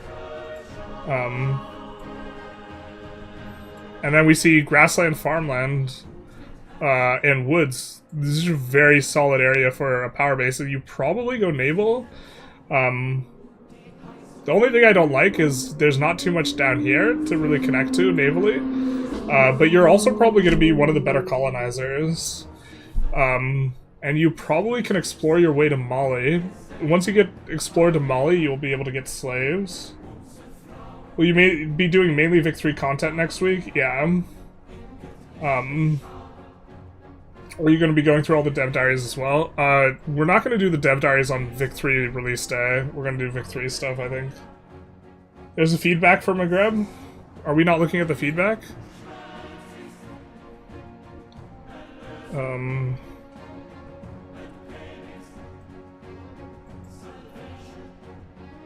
Oh, our bad.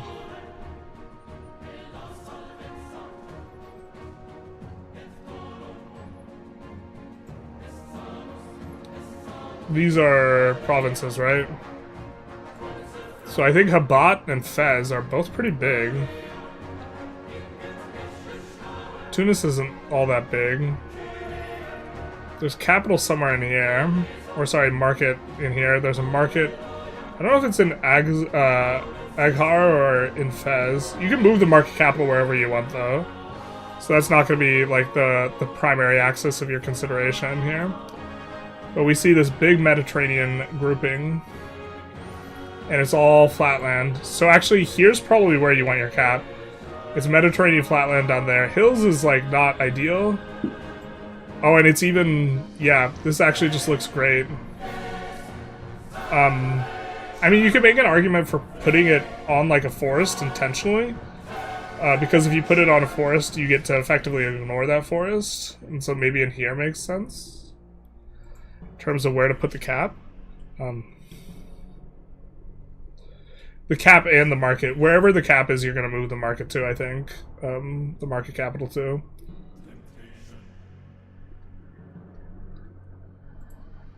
In terms of resources, I think they're not very good. Yeah, iron, salt. Wool's kind of okay, dyes are kind of okay, but we see gold, but this gold is not going to be an area you're going to be deving. This doesn't lead to anything. I think you really want to dev places that lead somewhere else. Although if you're going naval, deving is a lot worse, so maybe you could just dev the gold anyways. Resources generally look quite a bit better in Tlemcen and Tunis, I think. I like this song. We see the sugar, and the sugar is notably hyper expensive in Europe, especially, so that's going to be good. Cotton. Of course you could expand over here, but then you're like, I think you go navally oriented, and I think if you're navally oriented, this is maybe not the best capital relative to Carthage. Because Carthage is across from Sicily and it's pretty close to like a lot more stuff, whereas this just leads into like the portion of Africa bordering the Sahara. This isn't like a Carthage is great meme, but like actual, I think a better place for a capital's up here.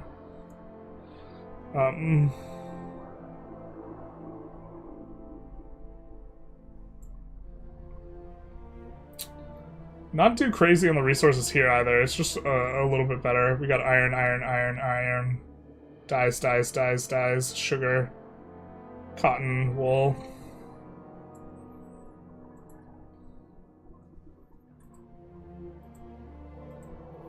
Overall, kind of a weak area. You also like can't really push control through the Sahara very well. So even though there's like a land route through here, I don't think pushing into Mali is a very good strategy either, where you're going to be able to do too much with it.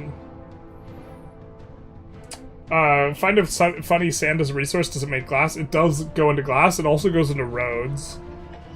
And roads, specifically, you build, like, en masse. And so it's really nice if you could have the sand being really cheap and then you just spam roads. There's feedback out from oh, no, wait. No population map mode in the feedback.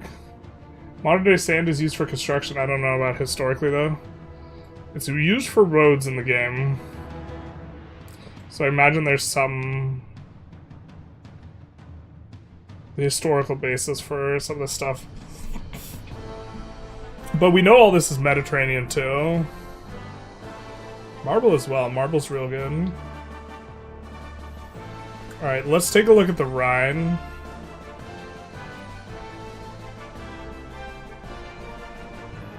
I think that's going to fall under low counties. To some extent. But this is... When we were taking a look at Holland, this is the thing, is like you hit this wall of forest and woodland, and it's really hard to push control through here. But here is just absolutely outstanding. Maybe do we have... is there Rhineland specifically? Let's make sure we're looking at the right thing for this.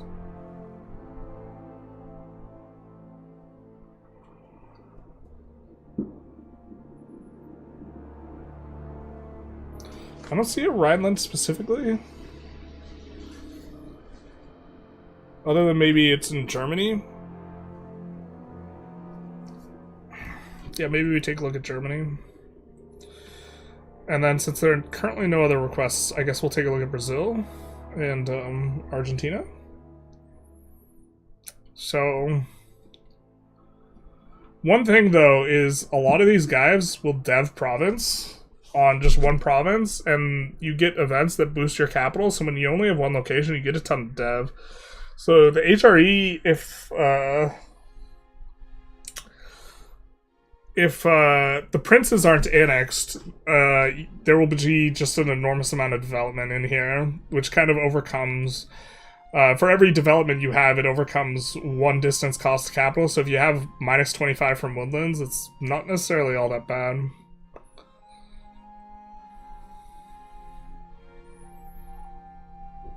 I think we're on locations, and we're kind of trying to keep an eye on this region. This is Boho. Looks like Boho. Yeah, this is Bohemia.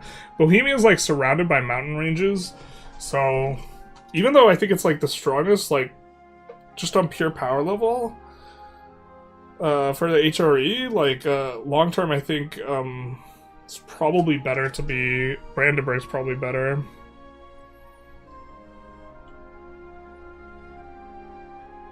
But maybe it's faster to just play Boho and Revoke, and then move your capital to Berlin. So maybe that's not really. Yeah, one of the things is we had trouble figuring out where exactly we're supposed to dev.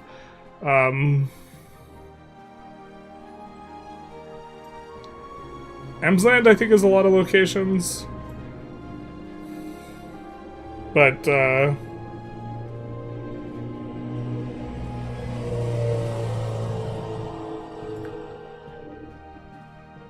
I think, is a lot of locations, and this is kind of... I mean, this is maybe a solid place to actually have your capital down.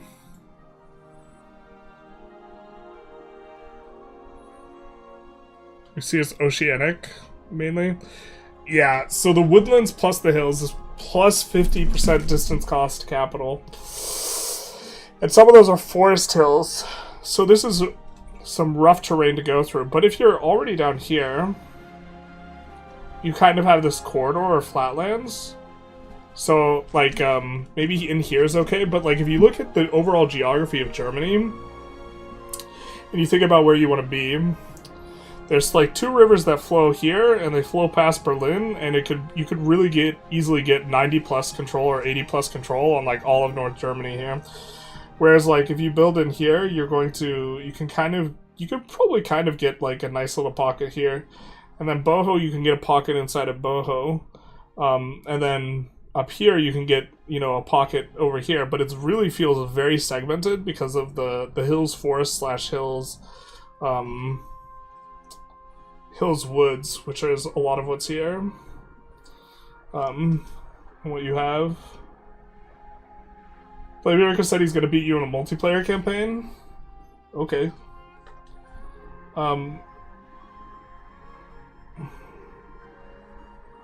Cool that they show continental climate.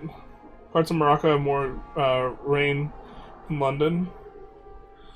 Do provinces with a lot of locations have an advantage? Yes, because when you use the dev province interaction, you get to hit more locations. So this is kind of warping where we're trying to put our capital. And specifically development gives you more distance cost capital reduction. And so if you can create corridors of high dev, it allows you to give a lot of control to a lot of areas. Is Pearls a good RGO? Yes. Or it's like solid. It's like medium high. There's like, maybe we should do a tier list. But like, spices, gold, and silver are like top tier. And mercury, but mercury is really rare. You could expand in Iberia. As Morocco? Yeah. Sorry, we're a little bit behind in chat. Germany feedback. Are they going to do something about the Middle East and North Africa lack of wood? Well, I think what should be done is that RGOs should be built with a mixture of wood, stone, and clay.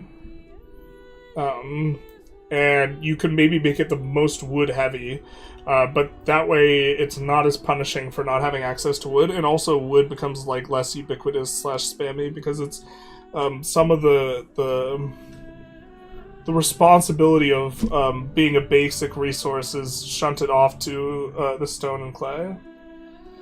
Would love to hear more about Italy. We could maybe take another look at Italy. We already took a look at Italy today, but we're seeing some kind of repeat requests.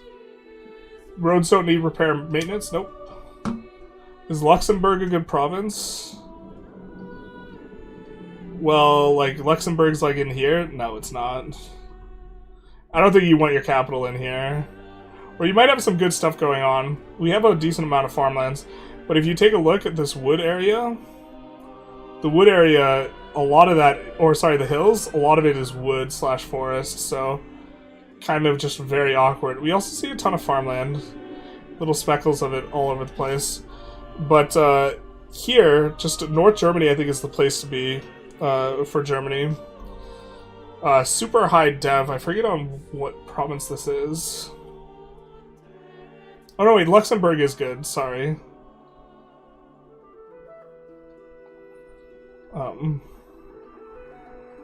Luxembourg's like more over here. I think Luxembourg's in the other feedback. Oh, they're gonna have another one, hopefully. Oh, that's it? That's the only resource? Raw material map? Oh boy, this one's hard to see. I don't know if we can look through that well. We see some iron. I think that generally speaking, I think there's 0 spices and you don't have much gold, and silver overall. Here's a couple gold and a silver. This is in Boho. Boho has very strong resources. Silver, marble, silver. Jeez.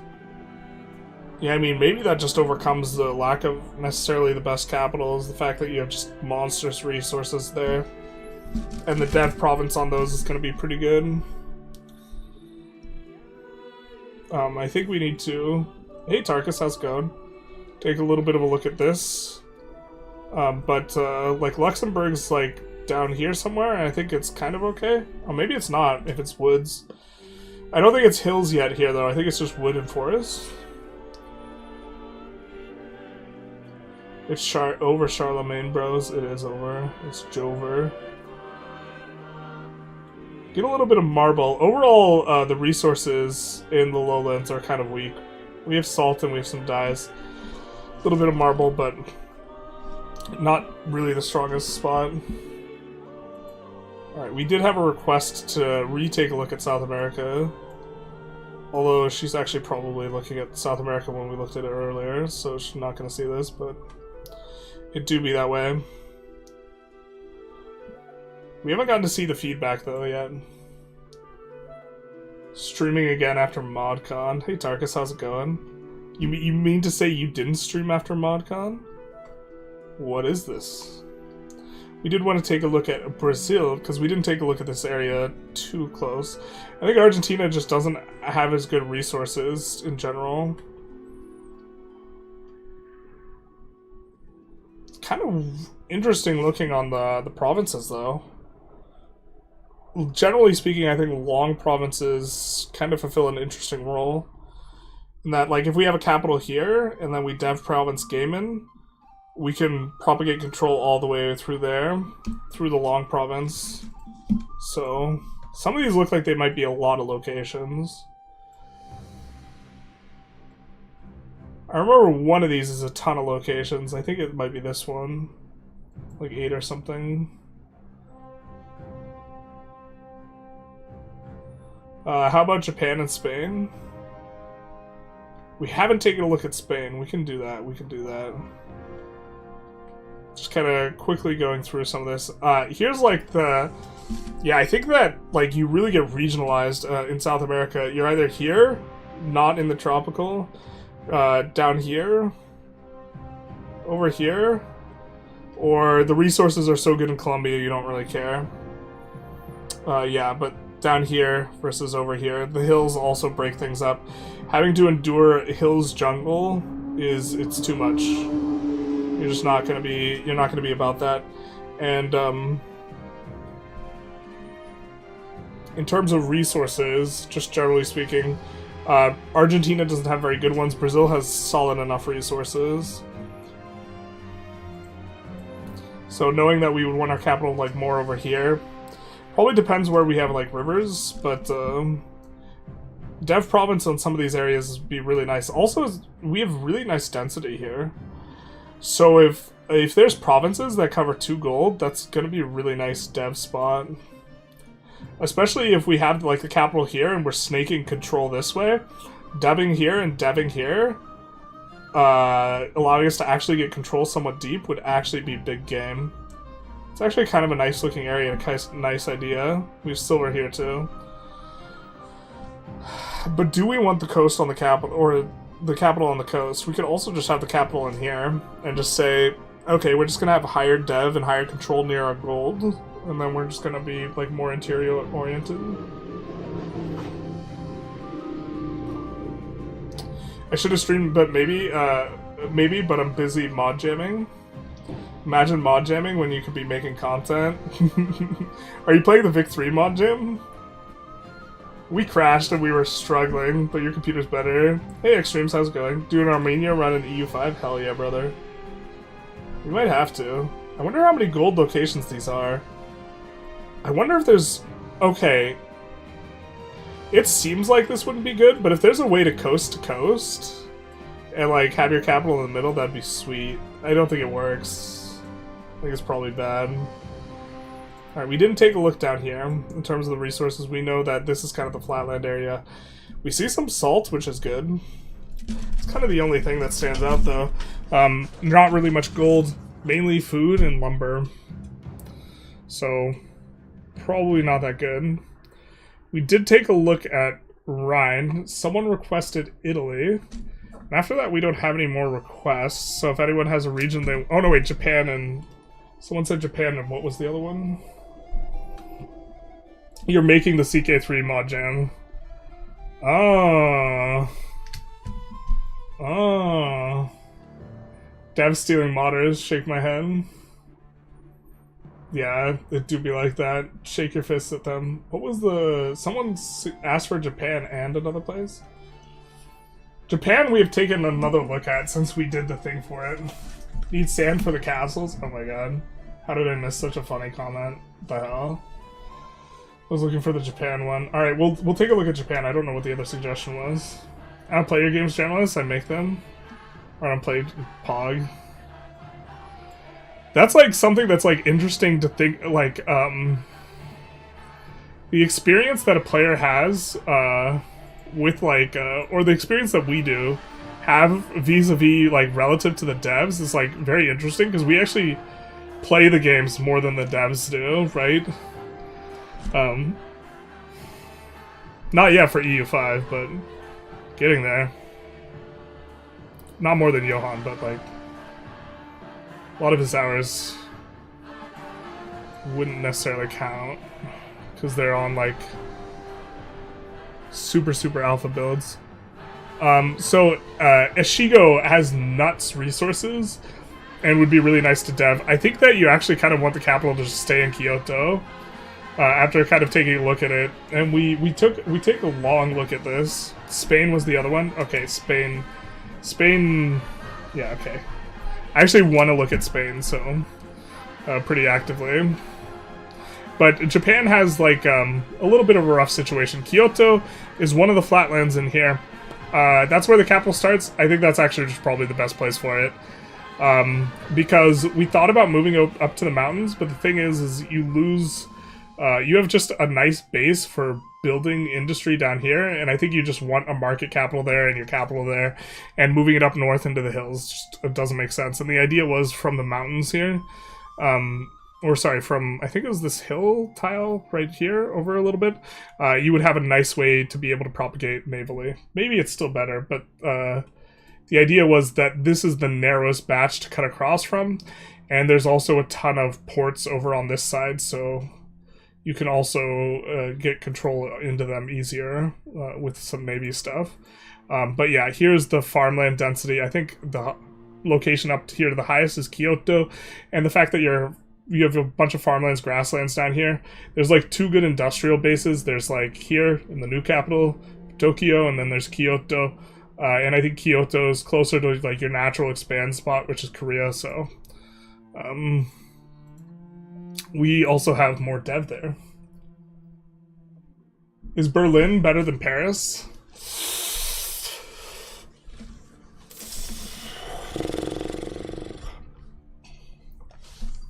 I think Paris is real good.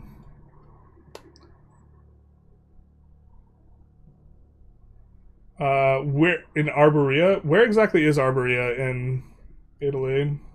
Like north, south, east, west. I can answer your questions better.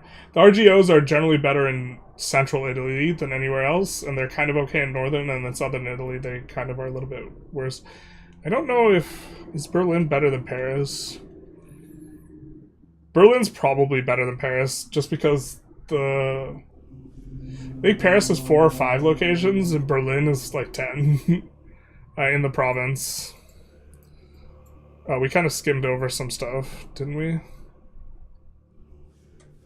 Yeah, here are the natural harbors. You can see that if with Kyoto, we'll actually be able to get a decent amount of control on the southern portion, but if we have the capital on the top, it'll be a while before we get the control over here. So, but the combination of mountainous and woodlands makes it, we're not going to get control that way. It's going to be, you either pierce through here and then you move along the coast, or you pierce through this way and then move along the coast. And so, I think it's just, it's at least some location in this kind of like scrum.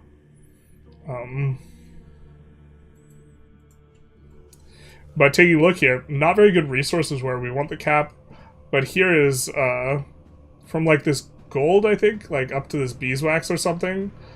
Or maybe it's from the gold. It's the gold up here to the gems, plus like a lumber in here. This is including the silver.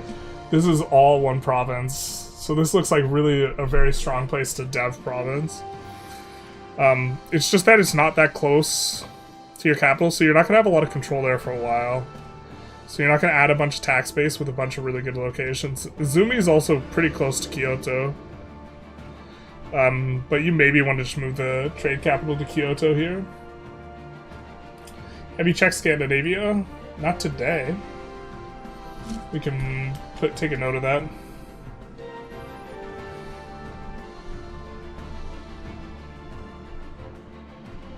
Of all the regions you looked at, which one is your dark horse? Looks worse than you think it is.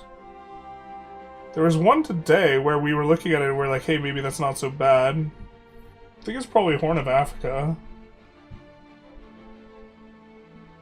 Sardinia looks terrible.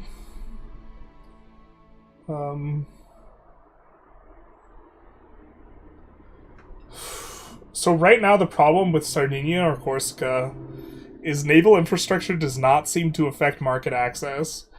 So I think you just categorically don't want to play a small island. Because you want your market on top of your capital, and if you put a market capital on Sardinia, you're not going to be able to do anything. So I think that you...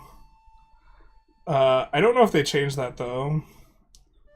I'm also not 100% sure I observed the effect correctly. I could just be, like, having some issues. So I think there's, like, two ways to look at Spain. Like, either you go naval or you go land. If you go land, you want the capital up here-ish. If you go naval, you want it in Sevilla. But in particular, we've been taking a look at this because we have an example for this that we're working on for a video for Spain. So Spain, we've really kind of looked at quite a lot. Sevilla has 10 locations. Cordoba has like 8 or 9. And Jaén, the 3 of these have a river moving through it. The river, you're going to travel through 2 locations in Cordoba, 3 in Jaén, and 1 in Sevilla, if the capital's in Sevilla. So if you dev these 3, you will be affecting 6 locations on your way to run the river up into here. And so those 6 locations will increase control in all of these other areas. So I think that's really strong. You get a really nice base in Sevilla, because it's 10 locations you're deving. You build like a nice capital out of there. You can see it's a lot of flatlands, and the river kind of cuts through the flatland and then it hits the plateau, and then there's other rivers up here. So it for the most part bypasses the hills, and then you look to kind of push the control over there. Plateaus aren't the best, but you can see there's a bunch of farmlands in here.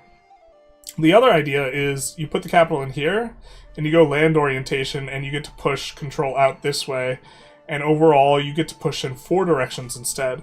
I think that the problem, or like one of the potential things is that you don't have as many really, really good places to dev if you do this up in the north, but it's probably still decent. It's probably still solid. I think you have more development up there at game start anyways, and you do have this kind of nice industrial base in terms of this open area.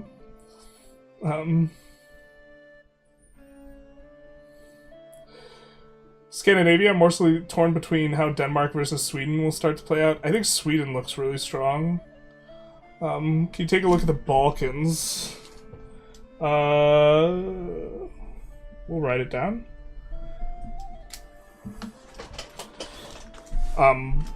But I think you go naval, and I think you do this, and I think you, with that, are able to push control into North Africa, which is your kind of natural expand spot. And so I think you move the capital to Sevilla. In terms of resources, we have some marble up here. There's like a silver or something up here. Oh, it's gold, but it like it's formatted funny. You can see gold right there. There's silver in Sevilla. There's wine, which is fairly solid. There's cotton in Sevilla.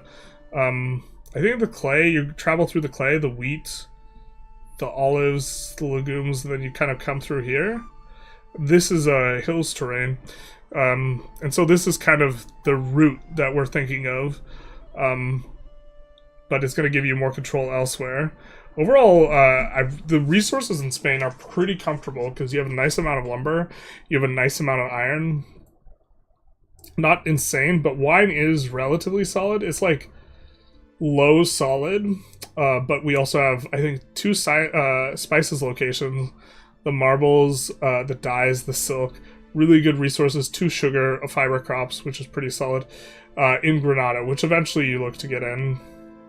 I'm not sure the best way to approach the expansion, if you're supposed to take those yourself or have subjects, but I think it's probably reasonable. The next one we have is Scandinavia. We haven't had Scandinavia feedback yet. Scandinavia is a weird one because they covered it relatively early and then they haven't done feedback on it. Maybe they do feedback on it when they... as like something special. But in general, if I recall correctly, it's just uber mountainous. And like the only reasonable spot is like either here or Denmark. And Denmark looks pretty strong. Yeah, so the Norway's out. Norway's just bad. And you could either... you have a ton of flatland down here.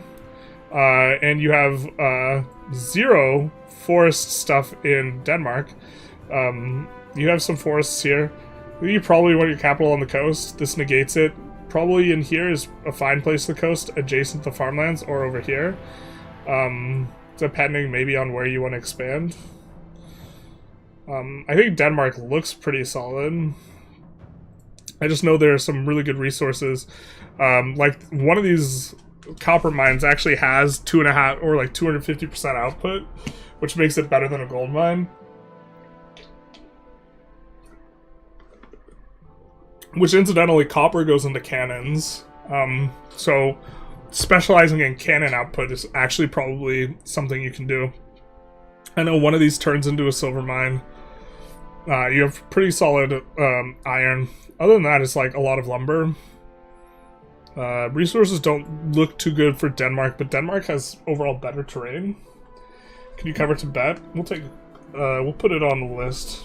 I'm not sure exactly how long we'll go. I guess there's kind of a good chunk of you guys here.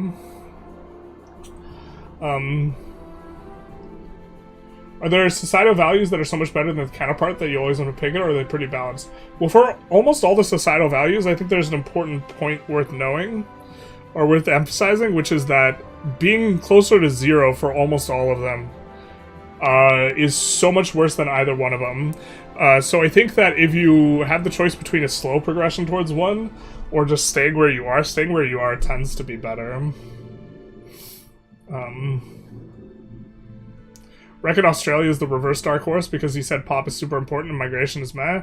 And Australia's pretty low pop density. Yeah, you have to try and figure it out with slaves, I think. Someone asked for Balkans. We took a little bit of a look at the Balkans before when we were looking at Moldova, but we could try and look at some of the other stuff too. Yeah, Balkans. We will look at the feedback map, of course. So we're going to be focused more here on Wallachia, Bulgaria, Serbia type of stuff. But I think the defining characteristic is going to be like this mountain range that cuts through. And you have this awkward kind of... in the middle of Hungary, great place to build a power base out of. Really just stellar resources in here, relatively flat lands. And then you have, like, here's kind of okay, but then after that it's like you're playing on the coast, right? Because here does have some open area. You can propagate control reasonably well. But anything with hills plus forest or mountains is going to basically just be impossible to push control through, and you can see it's actually like a lot of this. And so then it starts to look like, hey, you maybe want to play navally. In this place, Constantinople generally starts to look good as a capital. Woods you can make work, but like Woods Hill's pretty uncomfortable too. And there's actually just like very rough for spreading any sort of propagating any sort of control in this region. Person in your multiplayer server is demanding there be a day one nerf to Castile because it's too impossibly strong. I think it's silly when none of us played the game. What do you think?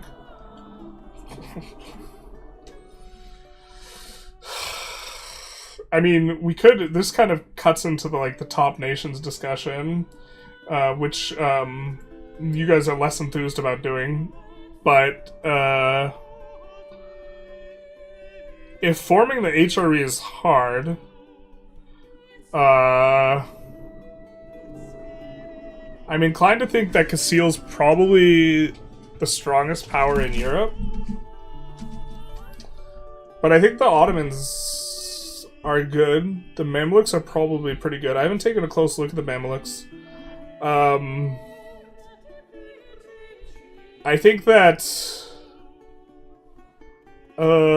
if I was trying to stomp a multiplayer lobby, my number one choice would be China. And then the rest of I would want to try and pick kind of... Oh, it depends how many people are in there.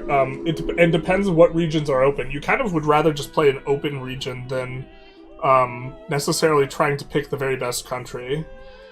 Because if I'm on Castile and someone else is playing France, I kind of don't like that. Right? To some extent. Although Castile gets to expand into North Africa. But I kind of think that if no one's there, I think India's... one of the Indian miners is probably just better than Castile. Vijayanagar or Orissa are probably just both better than Castile. Or Sultan of Delhi is probably better than Castile. Korea might be better than Castile. Japan might be better than Castile.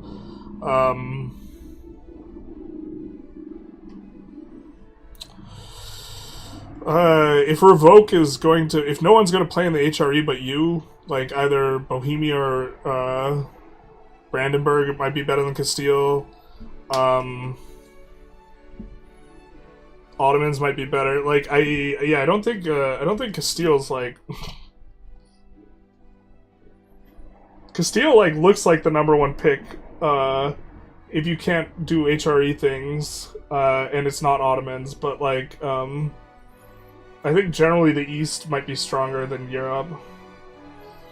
But I also think balance is going to change, so, like, maybe that won't hold true. Madagascar? Yeah, but, we do have this... I gotta start looking at the other side.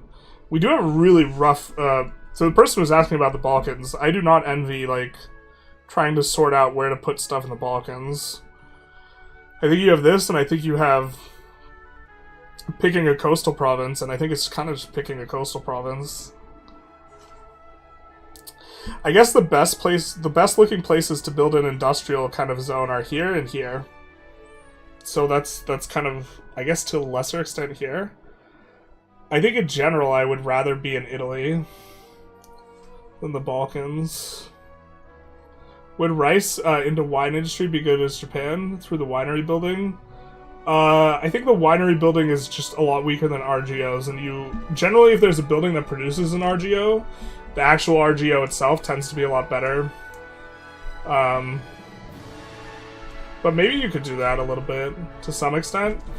I don't know if I would call it a specific focus, but it's maybe okay. Yeah, also going through low dev is also going to be a little bit rough. Can you give some advice on how to play a strategy to play as Croatia? Well, you have a nice kind of...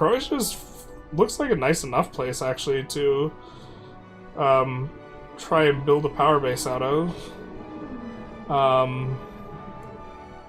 I would try and take over the trade node from Venice as quickly as possible and move it to Croatia. Would be like my first thought. Or maybe, I think there's actually another trade node over here, but whatever it is, move it to Croatia. I think that would be something you relatively want to do. That's actually probably going to be harder than it used to be. Looks like you maybe have some silver and some salt in Croatia.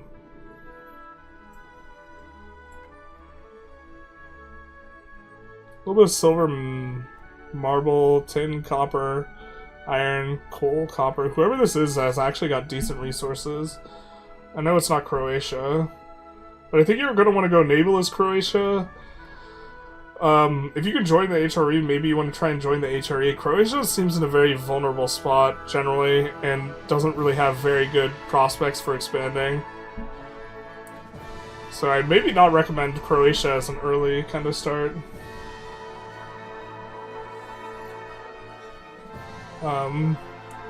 An inland Croatian capital, or would that cut you off from the Adriatic? I think if your terrain's this rough, I don't think you want an inland capital. I think you're just you're not going to be able to push enough control to enough areas, and you have like forest hills and forest mountains and like this type of thing. I think you just want a coastal company. Are all rivers the same or some bigger? I think they're all the same, but I don't really know. Castile historically had multiple civil wars during this period, so I figured they'll have some content for that. I had a civil war when I was playing as Castile. France should be strong as fuck due to the population. No, yeah, they have a bunch of subjects at game start. They don't directly control as much land, and if not both England and France are picked, you're gonna have to fight each other, and then a lot of people like to RP in multiplayer, feels like, so if you pick France, the England player might just decide they want to fight you either way. And if you're railroaded into fighting someone else big, that like leaves you really vulnerable. Castile has like kind of just very solid gameplay patterns, I think. I just don't think that they're insane. If you're in an area with rough terrain, how would you best manage that? Is it pivot to navy propagated control?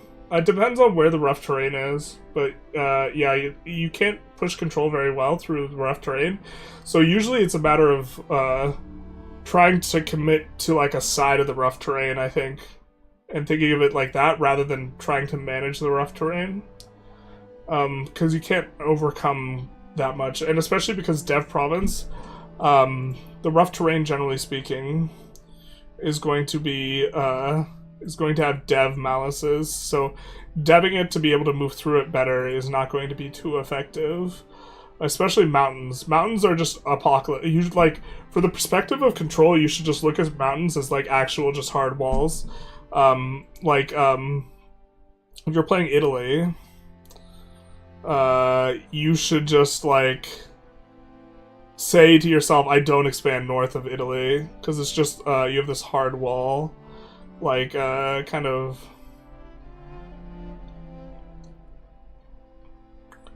like this. You just don't go through this. This is it.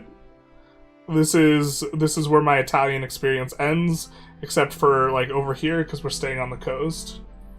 Thanks for the Castile. Sorry about hijacking combo. No, it's. I mean, I think that's an interesting one to think through. Bulgaria looks pretty solid in terrain. Does it have any flavor content in the build you played? I didn't try Bulgaria, so I don't know. If you ask me later on some other type of somewhere else, I can get back to you because I have a video where I look at all the flavor for a lot of these, but I don't remember if we looked at Bulgaria specifically.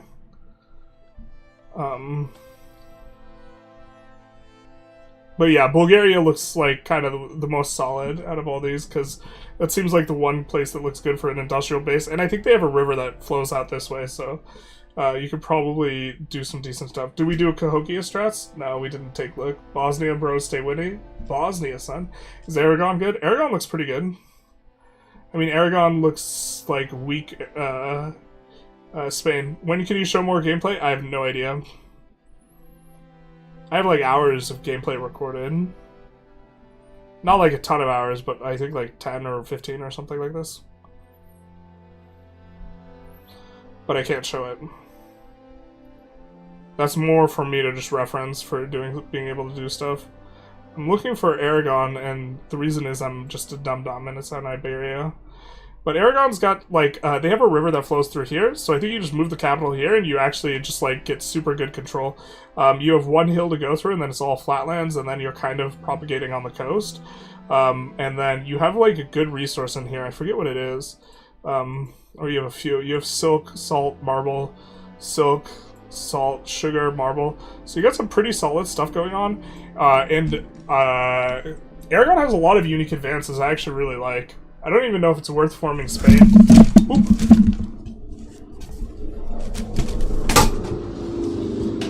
The loud cars should be louder now. It's my little sound wall thing. I'll just put it off to the side for now. So... yeah, let's see. Who do we have next is Tibet. Did we have a... was there a Tibet one? Yeah, there has not been a feedback on this. But Tibet is probably a really rough area to play in. But we see Tibet's kind of down here, so we'll focus on that a little bit. But you have these corridors, and I think it's like all mountains. Oh, that looks so grim. I would hate to play Tibet. Yeah, you maybe are just actually supposed to vassal spam even harder. Because you can't establish any control over this area. This just actually looks... oh, we have plateau here, though. Oh, but this is impassable. We have impassable plateau? Yeah, this looks like a nightmare. And it's Arctic? Dude, bro. My advice to you for playing Tibet is to not play Tibet.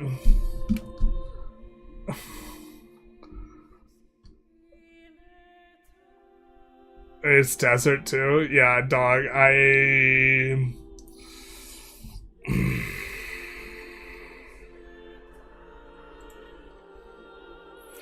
If we top this off with all the resources suck too.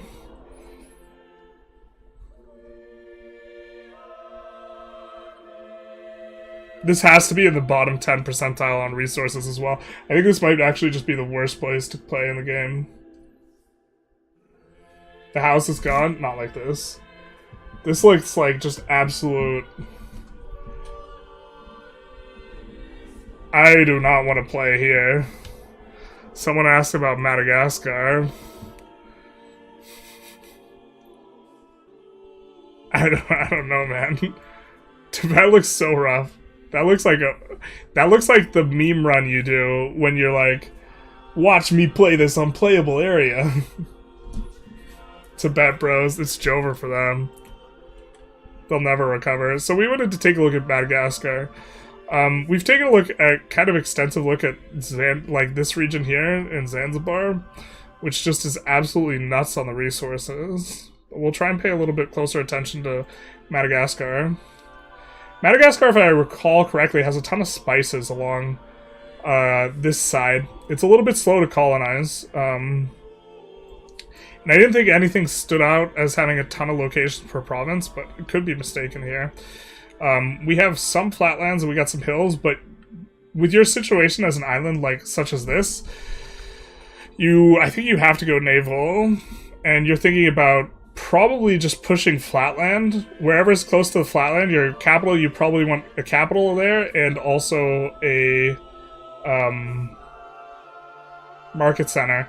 And I guess maybe you want to be as close as possible to where you're crossing over this inland sea, so you don't have to cross through too many zones that are going to take a lot of stuff. And so your expand is probably going to be in here, which is really nice because this is actually one of the best areas in terms of resources, and it's also really soft. So...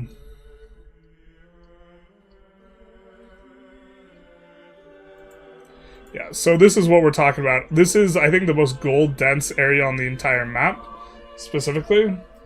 And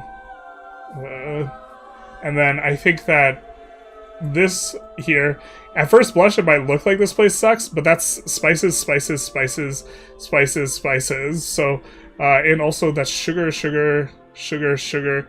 Yeah, your resources in Madagascar are actually super good too. There is no like Madagascar tag though. But this is, it takes a long time to colonize this back end. I think that this other side is faster to colonize. But spices is really good, so... This is actually pretty solid for what you're looking at. I actually think Kilwa is actually a super interesting start, because Kilwa, if you wanted to play in this region, I think you would play Kilwa.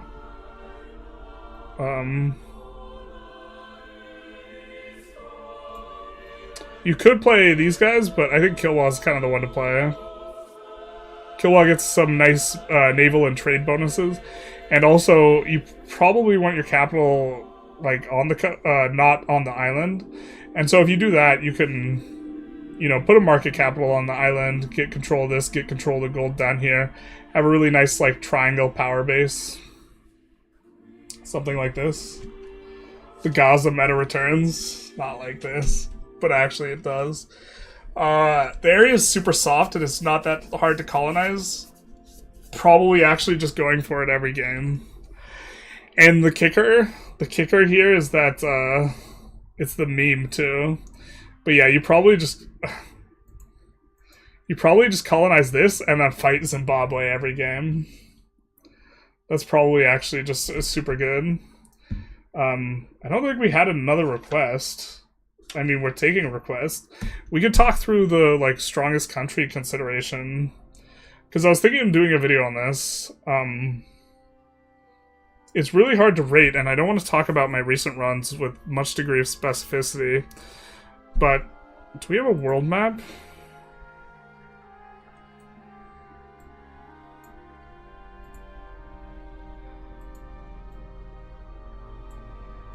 But generally speaking... Talking about the context of multiplayer, first of all, I think being in an area where you're not fighting with other people is just kind of like meta-ish. Can you take a look at Yemen and Tunis, please? We have looked at Yemen and Tunis already today.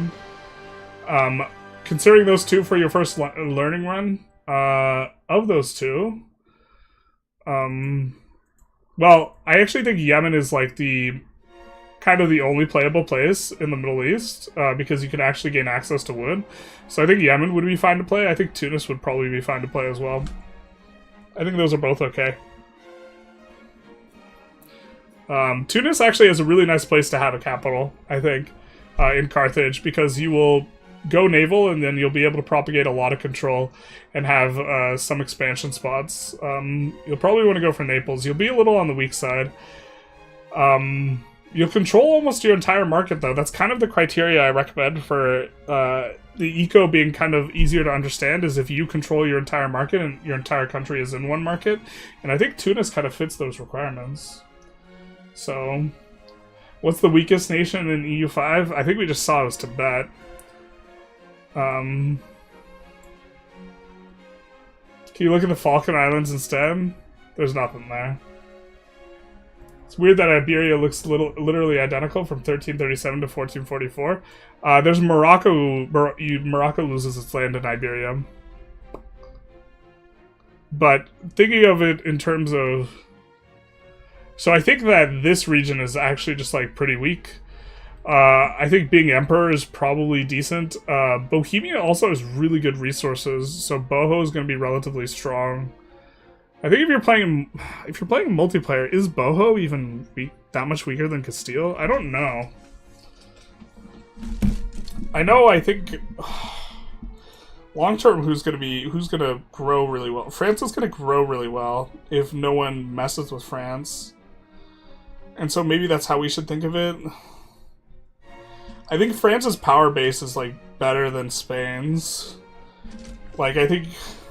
Well, maybe not, actually. Spain has a really good one. Like, who's got most growth potential is also an interesting question. Brandenburg, if you don't get messed with, but that's like a bold strategy, Cotton. But you're like all flatland and ton of grassland, ton of rivers. You're going to be able to get a lot of control a lot more control over your entire area as France than you will as Castile, and then England will be able to get a really large amount of control overall,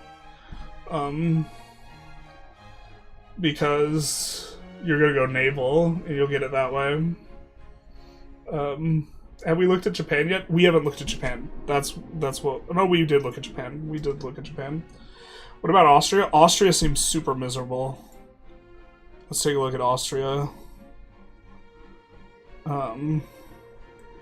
Austria just seems super miserable on the terrain front. Like South Germany in general seems rough. I mean, Austria I think does have a nice little pocket as far as South Germany goes. But,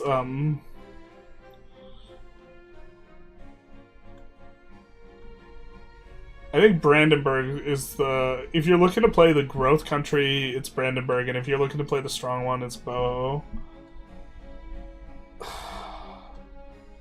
Is one of these provinces insane?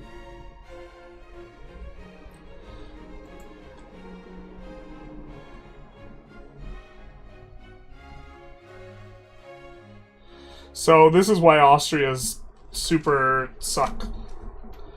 You have like your capital over here, and I don't know, you're going through like Hills Forest.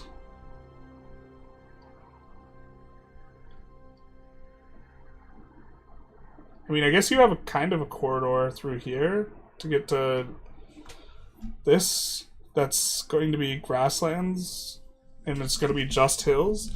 And I guess that's how you try and play it. I don't know if there's a river there. If there's not a river there, you're going to have a real hard time propagating control really much of anywhere as Austria. Austria seems super turbo miserable. Like, to be fair, Boho, look, your resources are super good in Boho. You're surrounded by hills forest. So, the Boho's going to have problems too.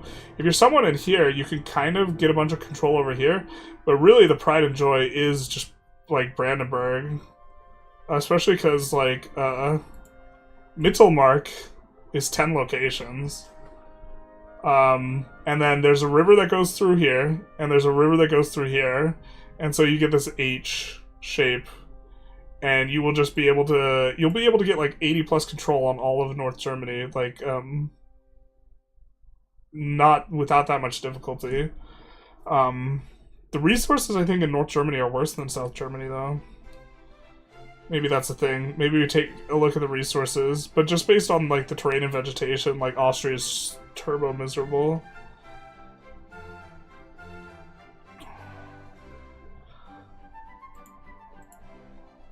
Oh, this is the map where they only have the one, not like this. God, I think we have a better screenshot of it.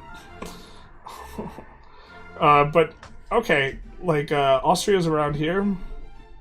Silver, iron. I mean, you have good resources, iron. You're just not gonna scale well once you get outside of the once you like max out your RGOs. The resources aren't even that insane. I think in general, North Germany's resources aren't that great, but you also have way better infrastructure. Yeah, the resources up in the north don't look that good.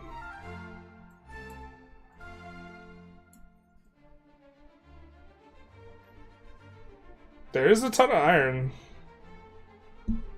The hills, generally speaking, you don't get the really good mineral resources unless you have hills or mountains. The Danube is there? That's right. So maybe you can push enough control down the Danube and look to Dev Province. Maybe we take a little bit of a look. The people who know the geography kind of well, we have this, right? Into Lower Bavaria, we have the Danube, right? That's what you're saying here. And let's try and take a look at the provinces. Do we have any long provinces along the Danube? It's like through here? Maybe you can make this work. Okay, you know what? Maybe you can make this work, kinda. You'll just dev province alongside the river, and then in that way you'll be able to get a decent amount towards here in South Germany. And then You'll cry because you don't have any access to the ocean.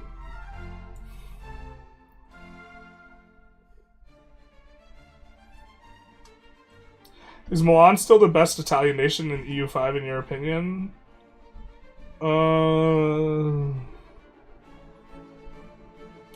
It's gonna be whoever has the best advances or something like this, probably. More so than... Is Milan in a Milan's in a very good geographic place. So is Naples, though. I mean, the Papal States is probably better. What about Southeast Asia, like Vietnam area? It's super rough because it's all jungle, which is minus 10% dev. Or sorry, it's all tropical, which is minus 10% dev, and jungle, for the most part. Bohemia going to be legit best starting nation at HRE, no doubt. Best start. Definitely best start. I think that Brandenburg might scale better.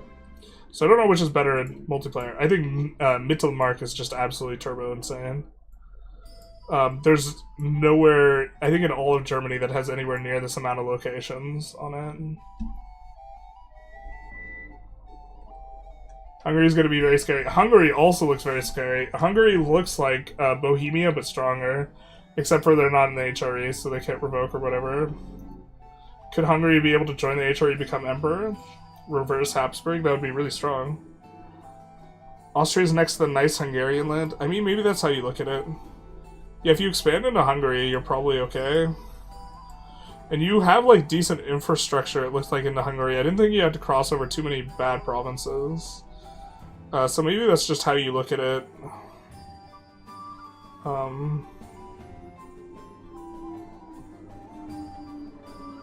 Where's Hungary? Where's Balkans? Not like this. We haven't taken a look at Persia at all. And I did see, I don't think I saw the Tinto maps on it. But currently looking at Hungary, for Hungary. Because you guys aren't,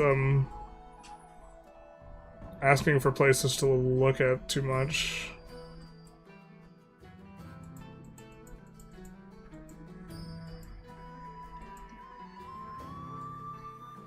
Let's clean up some of these tabs. But yeah, I guess we're focused on this Austria border.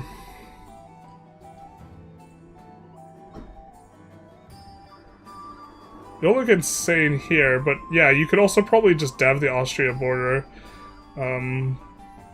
Yeah, so you got hills and... Well, is Austria cap, I think, is over here, so actually it's just kind of flatland. Yeah, that's actually just probably it. You're right. You just, like... Yeah. That probably seems... That seems fine. Let's try and survive as Ruthenian culture state and then recover old Rus territory. So, generally speaking, I think Ruthenia is, like, in a really rough spot in terms of start, because your resources would be real bad. But then, if you're Austria, then you have really excellent resources here. So maybe that's a good, like, power base location here. So you're playing Germany in multiplayer, but Boho and Brandenburg were both already taken. What other options exist in Germany? You could go for Netherlands, but you probably don't consider that Germany. I would probably try and avoid playing... how big is the MP? Depending on the size of the MP, I'd probably just not play Germany. I think generally, like, trying to avoid the friction is probably a pretty good approach. But where can we can look at Ruthenia.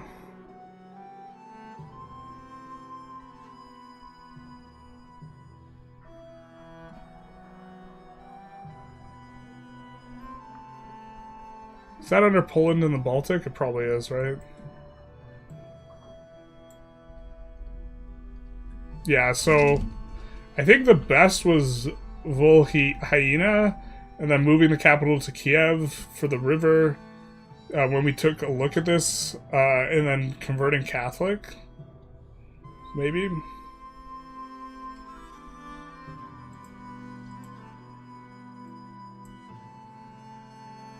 If this is all one province, that would be very strong. I don't think it is.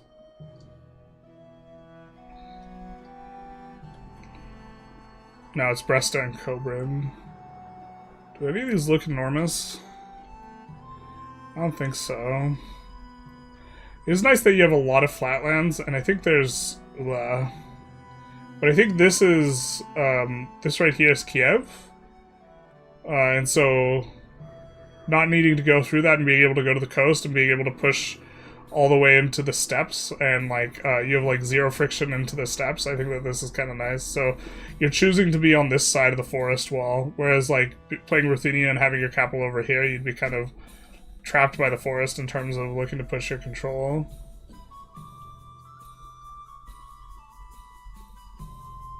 But here's the kind of suck part. Your resources aren't very good as... Wow.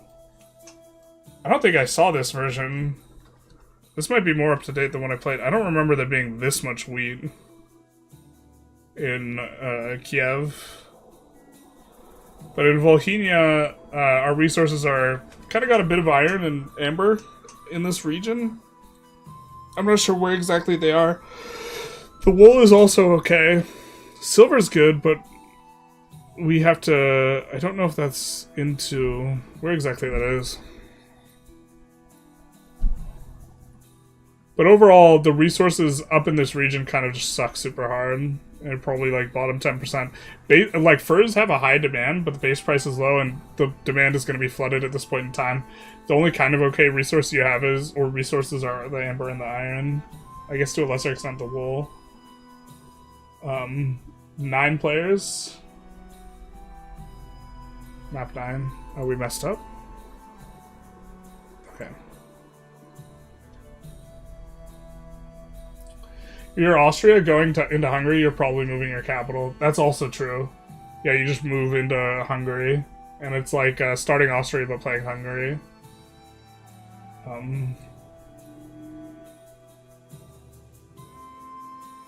Hey Smug, how's it going? Happy June 14th. Right now we are hoping to 30 to 40 players, but the host wants to limit seas to only Europe until we hit 50 plus setups.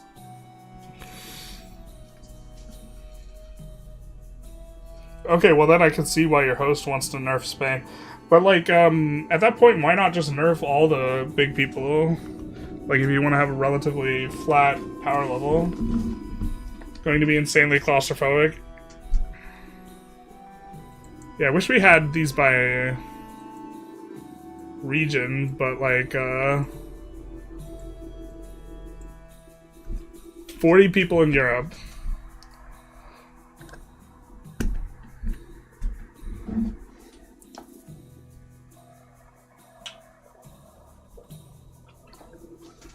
So what, we get Sweden,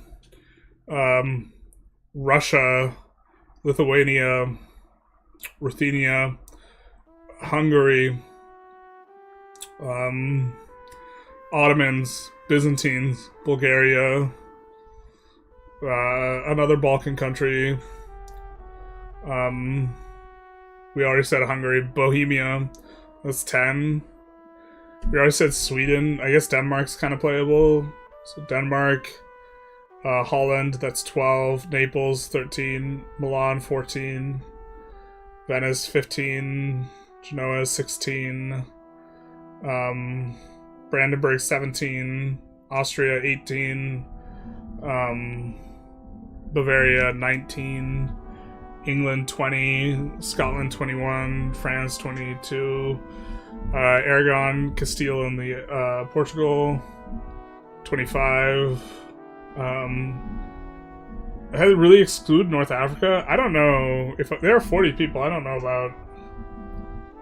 about Europe only. That's gonna be super cramped, and that creates weird asymmetries where being able to expand into other regions is gonna be weird. Oh, I guess someone plays Golden Horde. You don't think Hungary has good resources, though?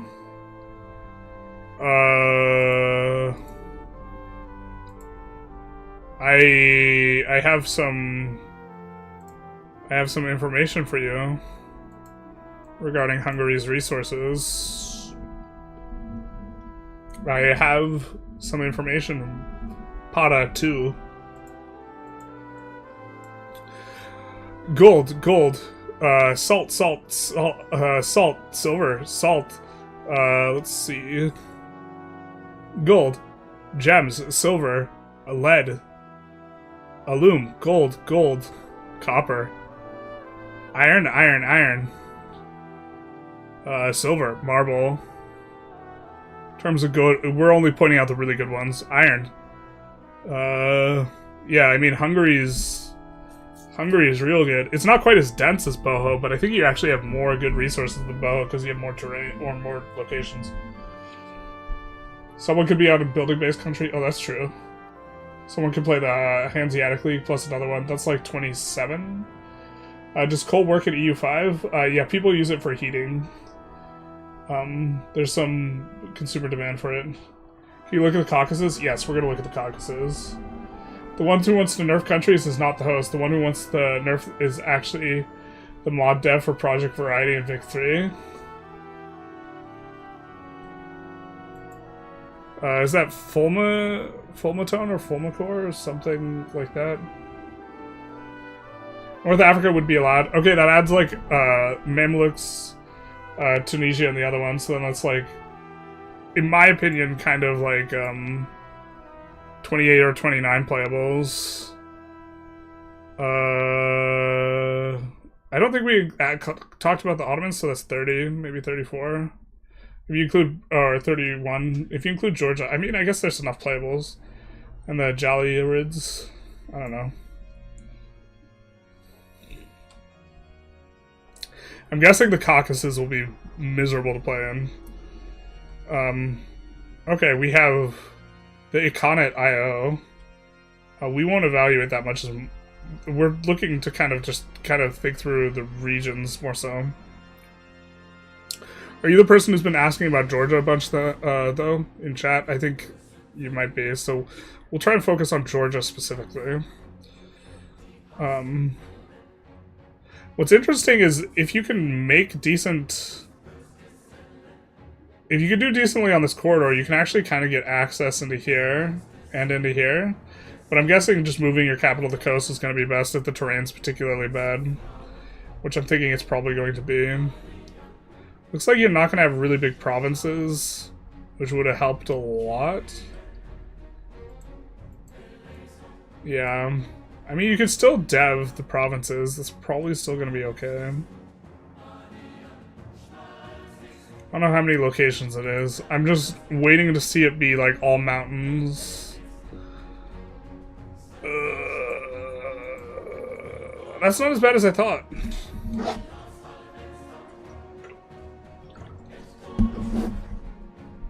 Especially if there's a river going through there. That's not too bad. If you actually move your capital to the mountain, that'd be nice. But it looks like the plateau connects to the hill. So this hills, or this wetland, or hills over here, probably a good place for the capital. If there's a river that runs through there, that's actually kind of nice. Especially if there's no vegetation. Let's check the veg. Woods is not the worst. This might be the best place for the capital, though. And still look to, like, have a little bit of a coastal type thing.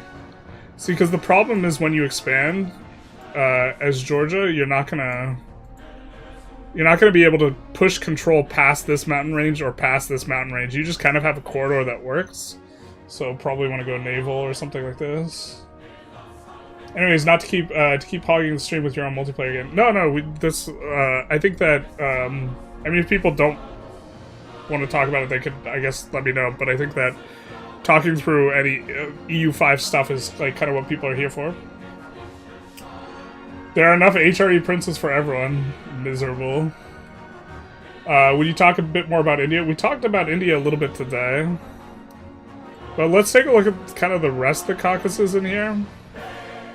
And this just looks kind of rough on the terrain. I mean, maybe if there's a river somewhere in here, maybe somewhere in here is kind of okay. I'm actually super excited about Iraq, though. I think Iraq might be a really fun region to play in. You can see we do have some wetlands here, but it's flat, relatively speaking. And if the resources are juicy alongside here, I don't think they're too juicy. But we have sparse and desert here. Which is not going to be too hard for pushing control. A little bit rough pushing control. Interesting to see some farmlands in Georgia, though.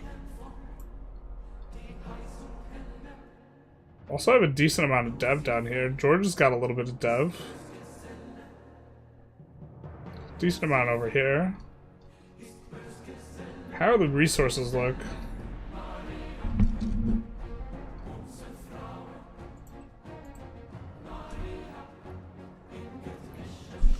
So we have sugar, cotton, silk, wool. Kind of resources that tend to be around rivers here a little bit. And then do we have really nice payouts here, like in spices? We see beeswax. We see a little bit of saffron. So that's something that's pretty solid. We have the capital in Iraq. We would be able to... There's like a market capital here, a market capital here. Taking a look more at Georgia. Looks like we have some silk, some iron. That's kind of it, but we don't start huge. In terms of our expands, good minerals, but hard to establish a lot of control for the minerals, but you can still trade them or use them to construct stuff. I think overall Georgia's going to feel a little bit rough, given the terrain situation. Oh, Fulmicatone. Yeah, 40 players, only Balkans. That sounds like pod racing. Anatolia would be a good map to look at. Yeah, we haven't looked at Anatolia. We're starting to get to the point where I think we've looked at nearly all the maps today. Trying to think through like where the good places are. The thing is, Anatolia, I think you move your capital to Byzantium. So I'm not sure how interesting a...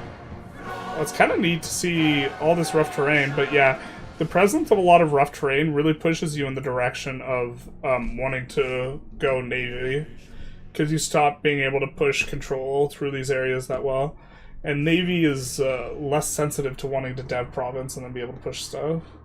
We're gonna look at Canada. Canada has booty resources. We can look at Canada though. I think Canada is better than like the USA. I feel like control issues galore in Middle East, Persia. Yeah. No, I mean, it's just, like, impossible to establish control. Here, as Ottomans, you're going to establish control, but you're going to establish it by moving the cap here, and then, you know, navally coming here, and then pushing in, coming here, pushing in, coming here, pushing in, more so than, like, propagating the control just in a straight line. Yeah, and as forest. I mean, sparse here, but going through woods, hills, woods, mountains, forest hills... It's not really, like, where you want to be.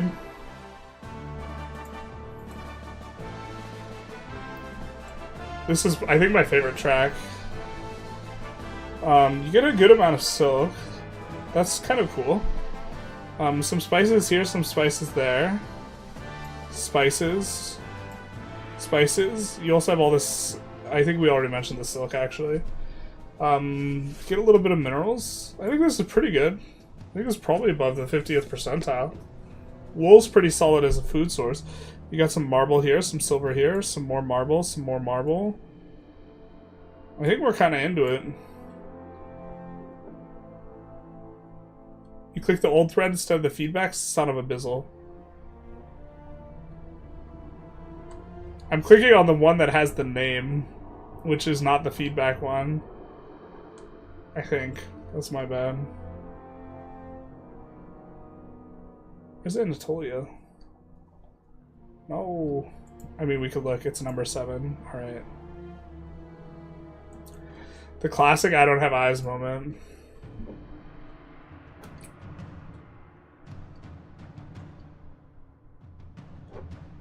It still looks rough.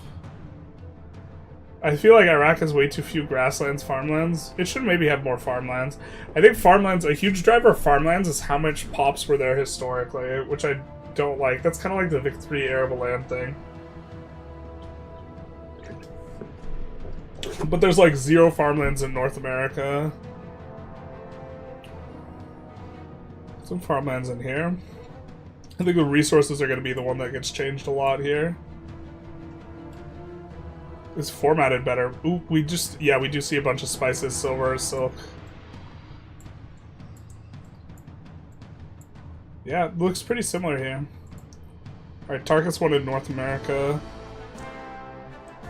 Anything for Tarkus. My life for ire. So, the North America just generally seems like a super sucky place. Shout out to North America. We have subtropical down here, which is kind of nice. Canada has to deal with the fact that you're Arctic. Arctic is the only climate that you really care a lot about because minus 25% dev is rough. Also minus 55% pop capacity. So that's already like a pretty significant knock on Canada. In terms of terrain, a lot of hills, especially on the coast, is going to be a little bit rough. I guess you could try and have something up here in Ontario or Victoria or wherever this is. In terms of flatlands, I'm guessing you're going to have decent mineral resources, though. But the USA, like, is all woods, which is the kind of suck thing about the USA. And, you probably, like, Texas is okay, and then Louisiana is okay, and that's kind of it. I guess you could do a coastal thing over here in New England, and that's probably okay.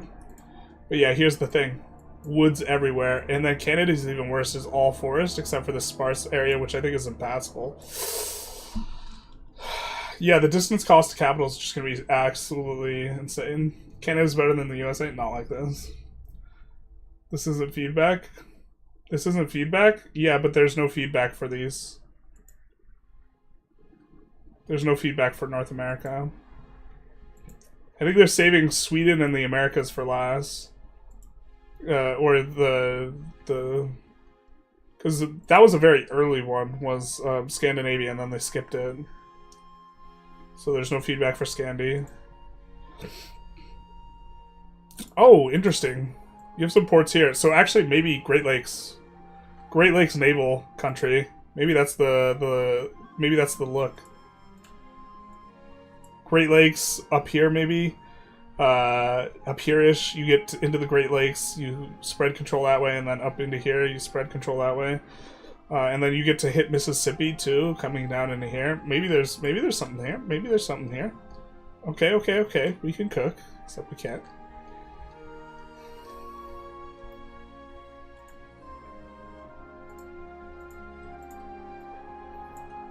Oh, yeah, this is just terrible. It's all... I think there's some mechanic that actually switches stuff off of wild game and furs, because that's like all there is in North America, it feels like. Yeah, furs are kind of okay, but with this many furs, the price will just collapse. I mean, you're going to be exporting them to the Old World. But yeah, there's no resource payoff to justify it. I think there's a bit in Alaska. Like, Alaska has decent resources.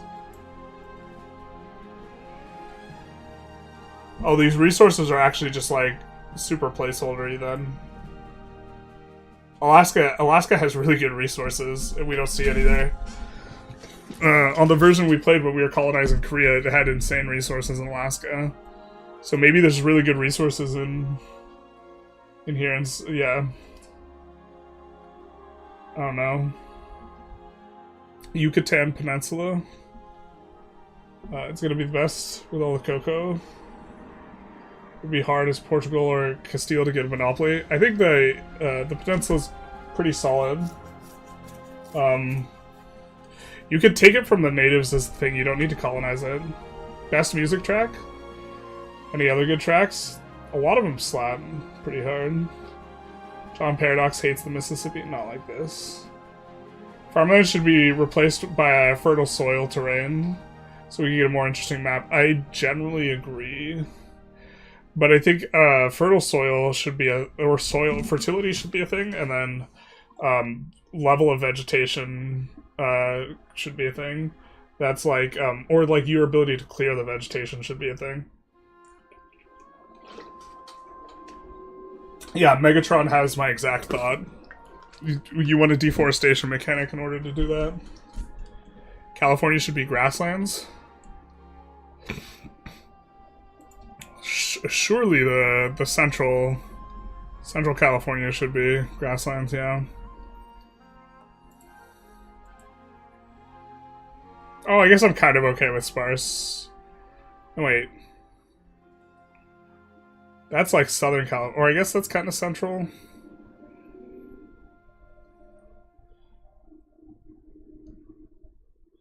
Produces more than 40%. Yeah, I'm kind of okay with it being a forest and then having high... Yeah, I do think fertility should, to some extent, be a thing. But I'm also, like... It's, like, low on my... things I would, I care about. Yeah, I think Louisiana and Texas are, like, the two. St. Lawrence River plus Great Lakes. Can wild game change to an actual resource? I think that this resource map is just super out, like, it was super placeholder and now it's probably just wildly different, and so actually evaluating North America is, like, impossible. Because it's, like, all wild, it's, like, I mean, the cotton and tobacco is kind of okay.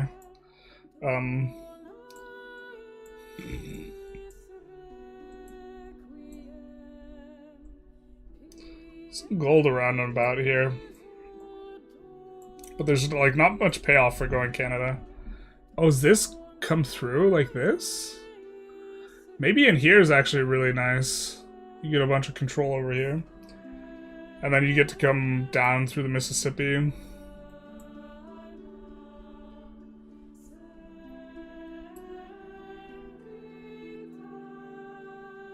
Arizona gets, New Mexico gets grasslands, but not California. As California, I'm personally offended. We just say that there was a fire. But yeah, I don't think that this is finalized because Alaska looks so much different. I don't remember what everything else looks like. Maybe...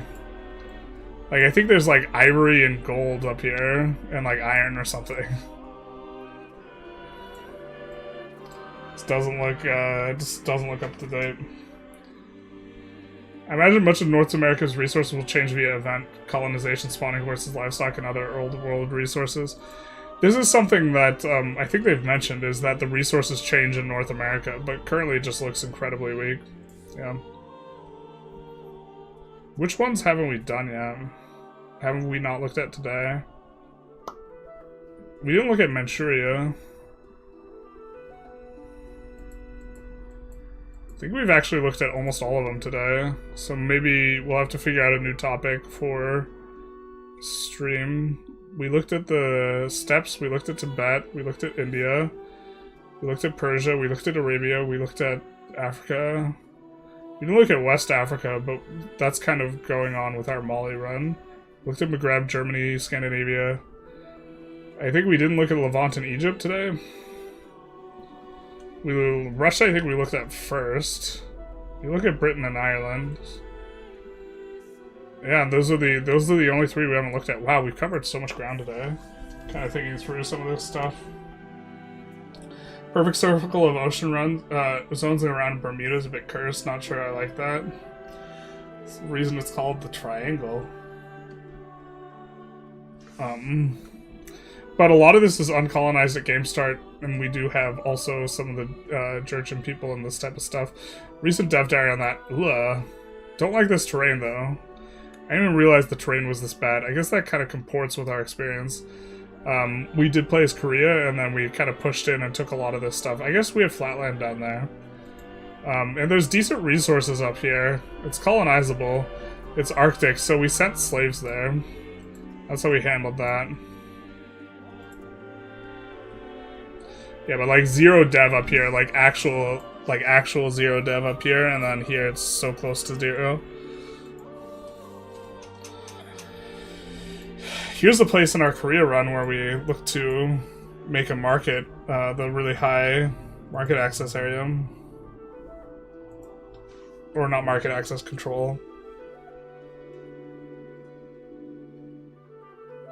Landing zone, I guess.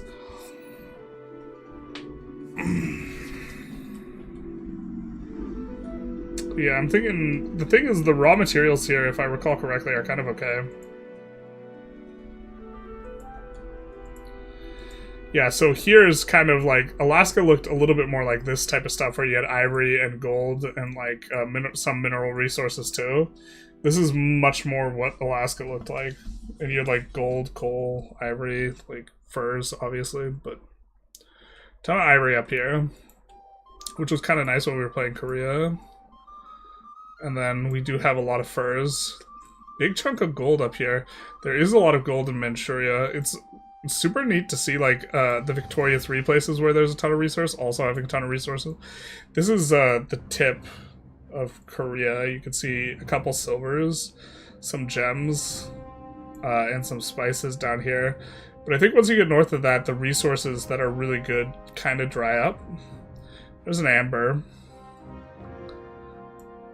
Looks like there's some gold over here, but other than that, looks kind of sparse-ish. So not too much going on.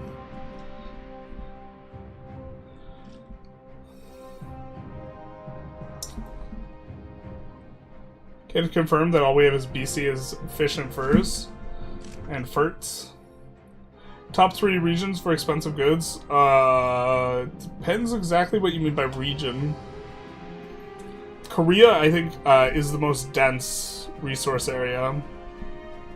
Like, and then maybe Japan, and then someone suggests Indonesia. Indonesia's pretty good. Probably,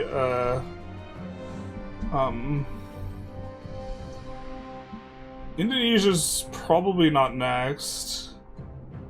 Next is probably Africa. In South Africa, where Zimbabwe is. Is it Zimbabwe?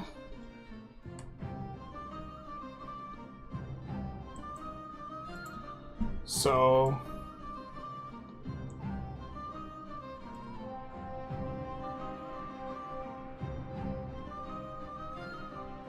we even take a look at the Dev province, but here this is super dense. A lot of gold in here. I think this is the most gold dense place in the game. And then taking a look at the Korea feedback map. Korea just seems like disgustingly like a ton of good resource. Not very good terrain though. But we managed just fine as Korea with the really bad terrain. We do have a few farmlands, so that's kind of nice. But taking a look at here. Oh, wait, not in here. Surely we have another... Yeah, there we go. The thing is, you look at this map and you're like, wow, there's a lot of gold. And then you see the pepper, and then you're like, oh, I see. Ivory and Kamchatka? Is that an Ice Age reference? Yes, it is. No, it's, that actually is where a lot of ivory came from, is like Siberian stuff. Mammoths frozen in the ice. But yeah, like, I think this is 2 peppers, gold. So that's 4. Just thinking of like premium resources. Pearls, 5, 6, 7, 8. Don't know if we consider incense premium.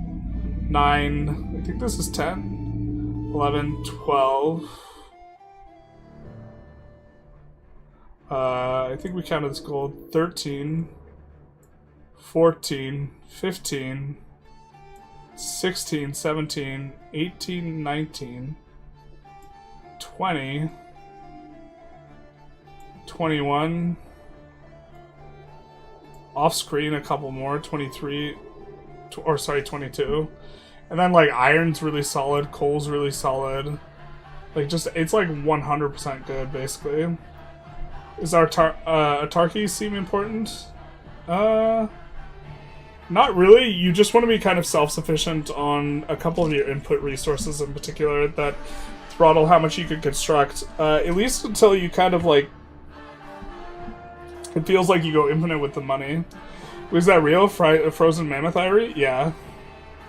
That is 100%, like, yep, that is the thing. That is the vibe. So maybe you just don't get that in North America. I can't remember if they didn't have ivory. I feel like they did. But yeah, frozen, in places where there's permafrost, there are frozen mammoths. And then there's ivory.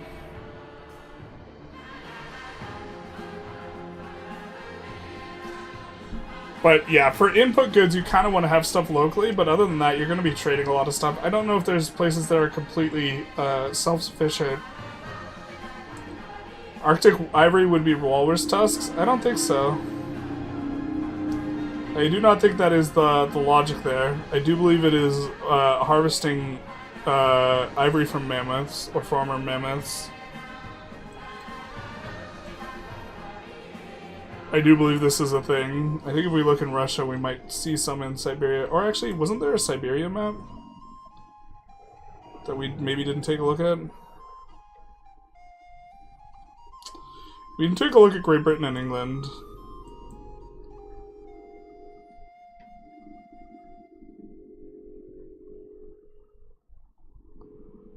I mean, we didn't take a look at the Sahara, but I don't know if we have anything coming on that.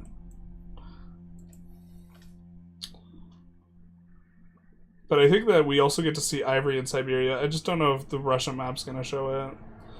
But yeah, if it's Arctic, it's because it's permafrost that you're having the ivory. Yeah, we don't get deep enough into Siberia to show off the thing.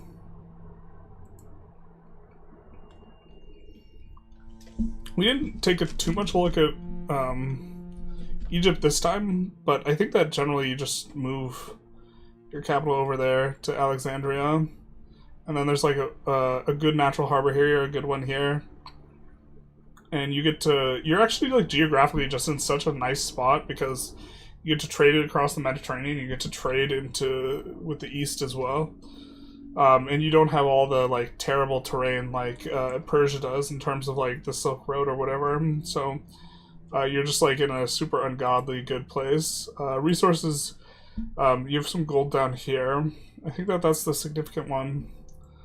I think there's some gold at the end of the tunnel here, but it's not on the screen.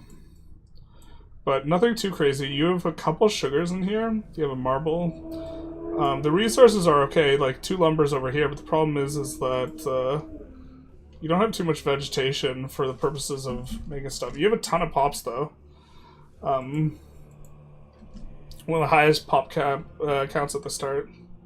Korea looks really premium. Yeah, Korea's turbo premium. And not only is it turbo premium on resources, you also have actually people to trade with. You play Mali, you don't have anyone to trade with, so it's a little miserable. We see Oceanic here, which is solid enough, and Continental. Like Mali, can't trade the gold. Gold price collapses. You don't get price collapses to Korea, you just get to like turbo bird. We do see hills on kind of the back end, but for this, it's like, you're going naval, so like a lot of it doesn't matter. I think you want London or like down here. That way you can expand into like where the Netherlands is at. There's a province right here that has a couple farmlands, like 2 or 3, and I think it has 6 locations, and that's probably your best dev spot. But other than that, you get a bunch of wool. You get a couple silver. There's silver here. There's no silver in here on a different version, I think, that we had seen.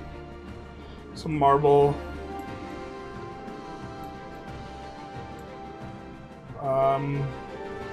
Yeah, some medium solid resources without too much crazy stuff other than the couple silvers. Well, I guess we have marble. It's rare to have that much marble in one market. Bank and Nation theory run. I think it's just I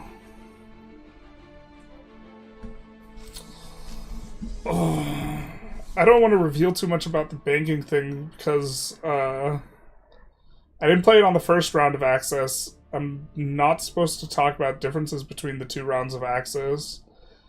And banking, like, if they were just wildly different in the second round of access, I wouldn't know.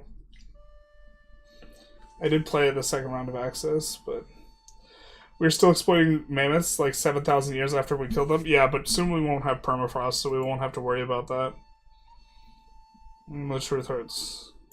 But very good resource density in here. Colombia, like if we're talking about the very most resource dense areas, Colombia actually might be number 2/3, competing with Japan. Japan's really resource dense too, though.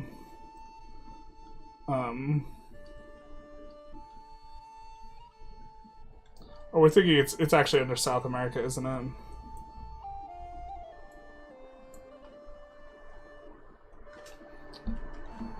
Is the highest spice in Indonesia? I don't know, there's a lot in Madagascar. There's a lot in Korea, too. There's actually, like, 8 or 9 spice in Korea. It's actually probably just Korea. Korea's just, like, nuts.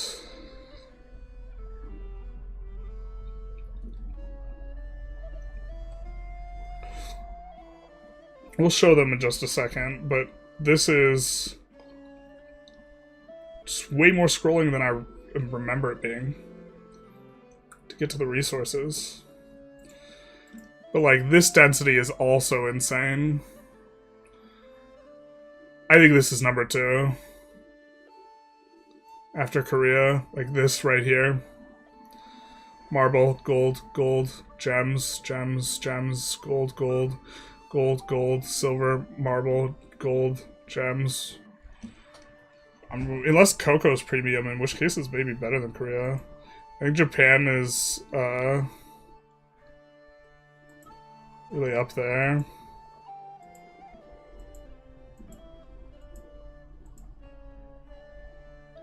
Let's take a quick look at Indonesia, because you were asking about it. Have you taken a look at southern Germany? We've already taken a look at southern Germany. The TLDR is that the terrain is a little bit rough in southern Germany, or it's quite rough. But there's like kind of passageways you can cut through, and you can kind of get it done. But I think southern Germany is a lot worse than northern Germany on that front. They do have better resources. So tropical jungle, which is not very good. But we're not here for that. We're here for the resources. I think that there's more resources on the current version than what we are going to see here. But here we have in the like greenish turquoise spices, and I think there's more spices there now. Spices, spices, spices, spices, spices, spices, spices. Spices, but it's not legible. Is this spices? I think there is spices. Yeah, it looks like there is more spices, and we do see actually also quite a bit of gold in Borneo. Gold, gold, gold, gold, gold. Yeah, I mean, it's up here. What's up there? I think that's... Is that spices? No, that's rices, not spices. You got some gold there, gold there. Overall, very solid. You have to go naval, though. You have to go naval, and then, I think you have a little bit of flatland. It's all jungle or whatever, but you have some of it that's flat. I'm not sure the best place for your capital. I'm guessing it's, like, over here. Somewhere where you have a decent amount of flatland. It's okay, generalists, we won't tell. Drop all the info? No, can't do that. Pog melting mammoths and methane? Hell yeah, brother. Great stream, keep it up. I'm headed to bed. See you, Matt. Take care. So Japan plus Korea equals best economy? Yeah, so this is like one of the reasons why, like, when we were talking about balance, and someone was talking about nerfing Spain for their multiplayer game, it's like, I don't even think Spain is like,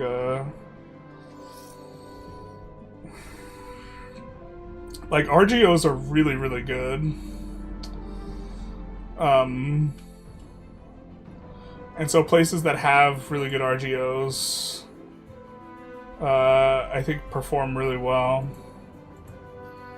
Like, Japan's a pretty big region, so maybe it's like the northern portion of Japan. We do have gold, gold. We have some tea, which tends to perform pretty well. But yeah, this part of Japan's not the really good part. Really good parts over here, where we have, you know, silk, gold, gems, salt, silk. Actually, you know what? This isn't as good as I remember, but still gold. And then there's a little bit more in the north, gold and gold.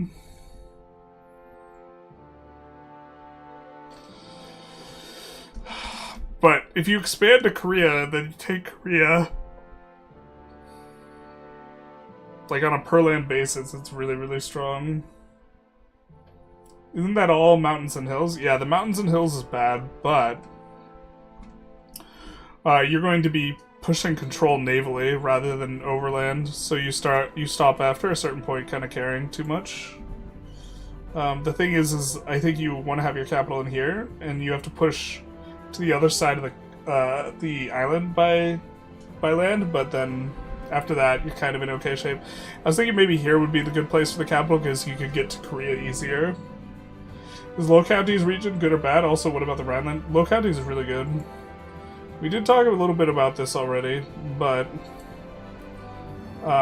very farmland dense. Very farmland dense. The thing is you kind of hit a wall, because this is going to be both hills and forest, hills/wood. But you can keep and push a lot of control on the coast. You could even push it to Denmark and like take over Lubeck, this type of stuff, and then to Brittany. So you look to just establish from like Brittany to Lubeck or something, like mostly coastal type of empire.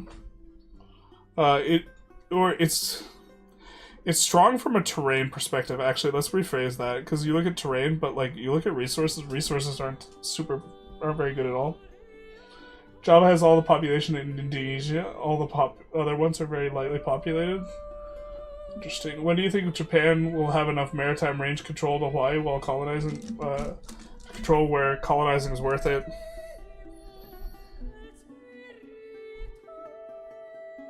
Well, you're just pushing to Hawaii so you can push to other stuff.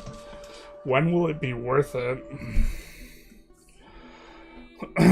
That's just going to depend on your income.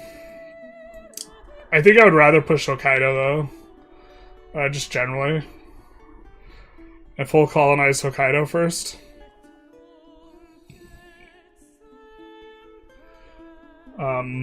Before attempting the approach through the Pacific.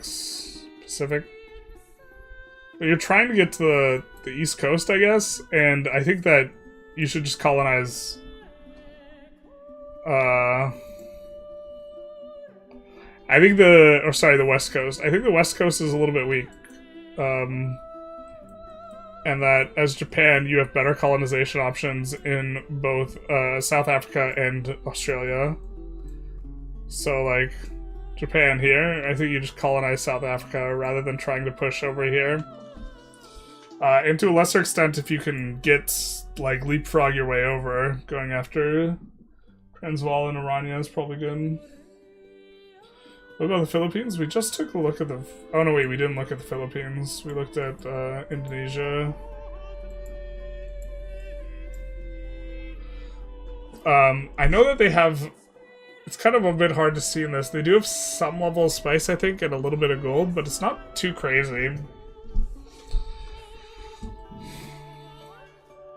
The really kind of, like, nasty thing about this is you would actually want to have, like, 1, 2, 3, 4 market centers here, which is a little bit kind of annoying because you don't get market access reductions from the naval infrastructure, I don't think. That one wasn't super clear to me. If I was just looking at the UI wrong or what. It seems like you don't get them. So that incentivizes you to build more markets. So due to control be based on proximity, is colonization overseas even good? Well, you can release colonial countries, which give you trade, and then you just ship the good resources back to your main base, and then you benefit from the trade. So I think it's good, yes.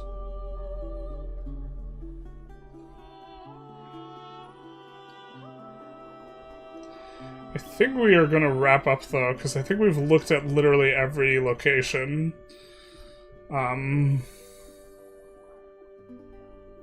Just trying to kind of take a look here, but it does seem like we've looked through all of them today. And a couple of them twice, so I'll answer any last minute questions.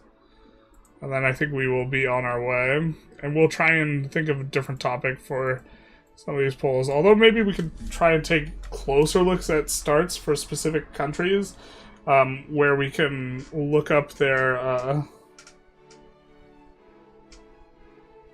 look up some of their advances ahead of time and maybe be able to talk through some of that. Looks like you guys don't have any more questions. I think I'll give you guys a minute.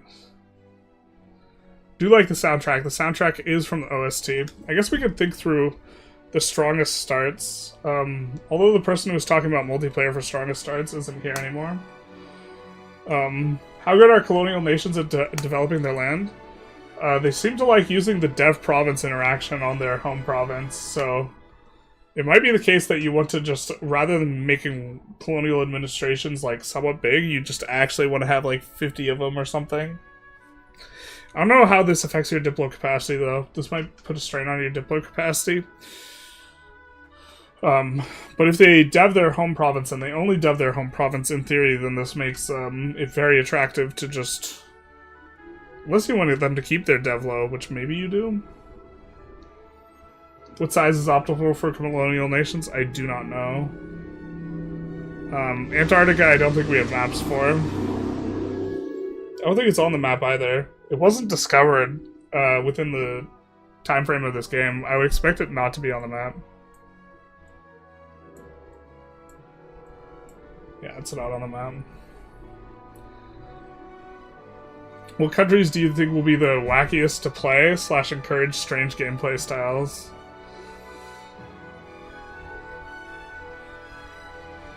It might be which religions or something like this. Which countries? I guess it's going to be someone that has a really interesting advance or something like this. Demise, thank you for the follow, Big Nice.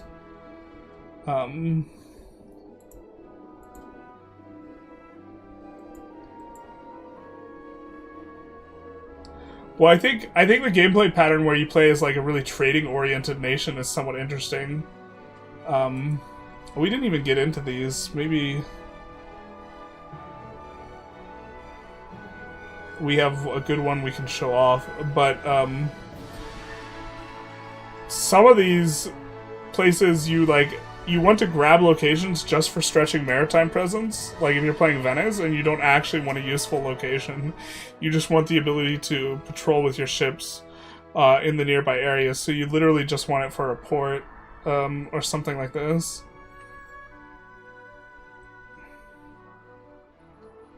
I forgot exactly what we were looking for here. The build in other people's territory trade thing. I'm not seeing it. Yeah, Johan's been busy. I think he stopped doing Saturday buildings. I think he stopped after the announcement. I mean, I have the screenshots for every building. I'm just not allowed to share them. I was thinking I could just cover buildings on Saturday, or a building. I'm assuming you can't colonize as a building / military nation. I would assume so. I guess I'm not 100% sure. But your Southeast Asia will have lots of vassal heavy mechanics for historical flavor. Mandala system. Oh, maybe. They also have a region that's super rough on control, so having the more streamlined you have control or the ability to propagate it, the less important subjects are, and the less of that you have, the more important they are. It is basically all tropical jungle or whatever, which is a little bit rough. Falcons are here though, thank goodness. The Falcons are here. Does plague hit Japan or not? It does hit Japan. I think you might be able to isolate if you close your market and make it so no one trades with you, and end all your trades yourself. But the thing is all the daimyo, if you're playing as the shogun, they, I think, still trade, so I think that just hoses you. Conquistadors are unlanded military nations until they stop brutalizing. If they stop brutalizing, it never ends. Conquistadors are gonna stop. Not like this.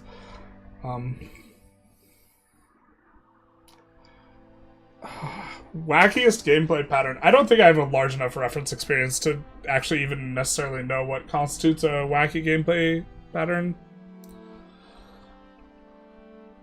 Like, yeah, I don't think it's big enough sample. You wouldn't have resistance for the next Black Plague? I don't know if they have it set up that you can get to. We haven't noticed to. That would be grim indeed. Black Plague was rough. But I do think we're going to wrap up because we are all caught up to speed on chat. I'm also getting a little sleepy. So, I hope you guys enjoyed. If you did, feel free to like, comment, subscribe. After we end the stream, if you have an idea for next stream in terms of EU coverage, because we took a look at all the maps, or we went back through all of them, feel free to put in the comments. Maybe we could just look through all of the buildings and kind of talk about them, and maybe this is kind of an idea that would be interesting to people, something like this, but that would be helpful for me. Or maybe we make a YouTube post about it, this type of thing, and could talk through buildings and strategy like this, because I think we talked through a lot of this. There should be multiple. Historically, it hit like 3 times. The situation for the plague doesn't end for a while, and you can have a resurgence of it. Like it lasts for several years. Russia is wacky. Expanding across Siberia, that's crazy. That is a little wacky, actually. Russia is like, yeah, Russia is a weird one. You also don't have any, like, expands directly next to you as Russia. Because you can't expand into, like, you can't declare on other members of the yoke, and you can't, I don't think at Game Start attack the Golden Horde. Well, you probably can, I just, like, in theory you can't. In practice you probably can, but, you're surrounded by people you can't deck. When we played a little bit as Russia, we attacked Perm and Vyatka, as our first war. Or when we were playing Muscovy. But then you integrate these guys, and then you have there's like, I think like Woodline here, and you have to choose between kind of having your capital down here, or maybe having your capital up here. This type of thing. But, yeah. Alright, you guys, take care, everyone. And we'll be back. I don't know when the next time. We will definitely be streaming release day for Vicky 3, so that might be the next stream. But other than that, have a good one, you guys. Bye-bye now. Maybe we find someone to raid on Twitch if Playmaker's live. Because it sounded like he was maybe live. We will raid him.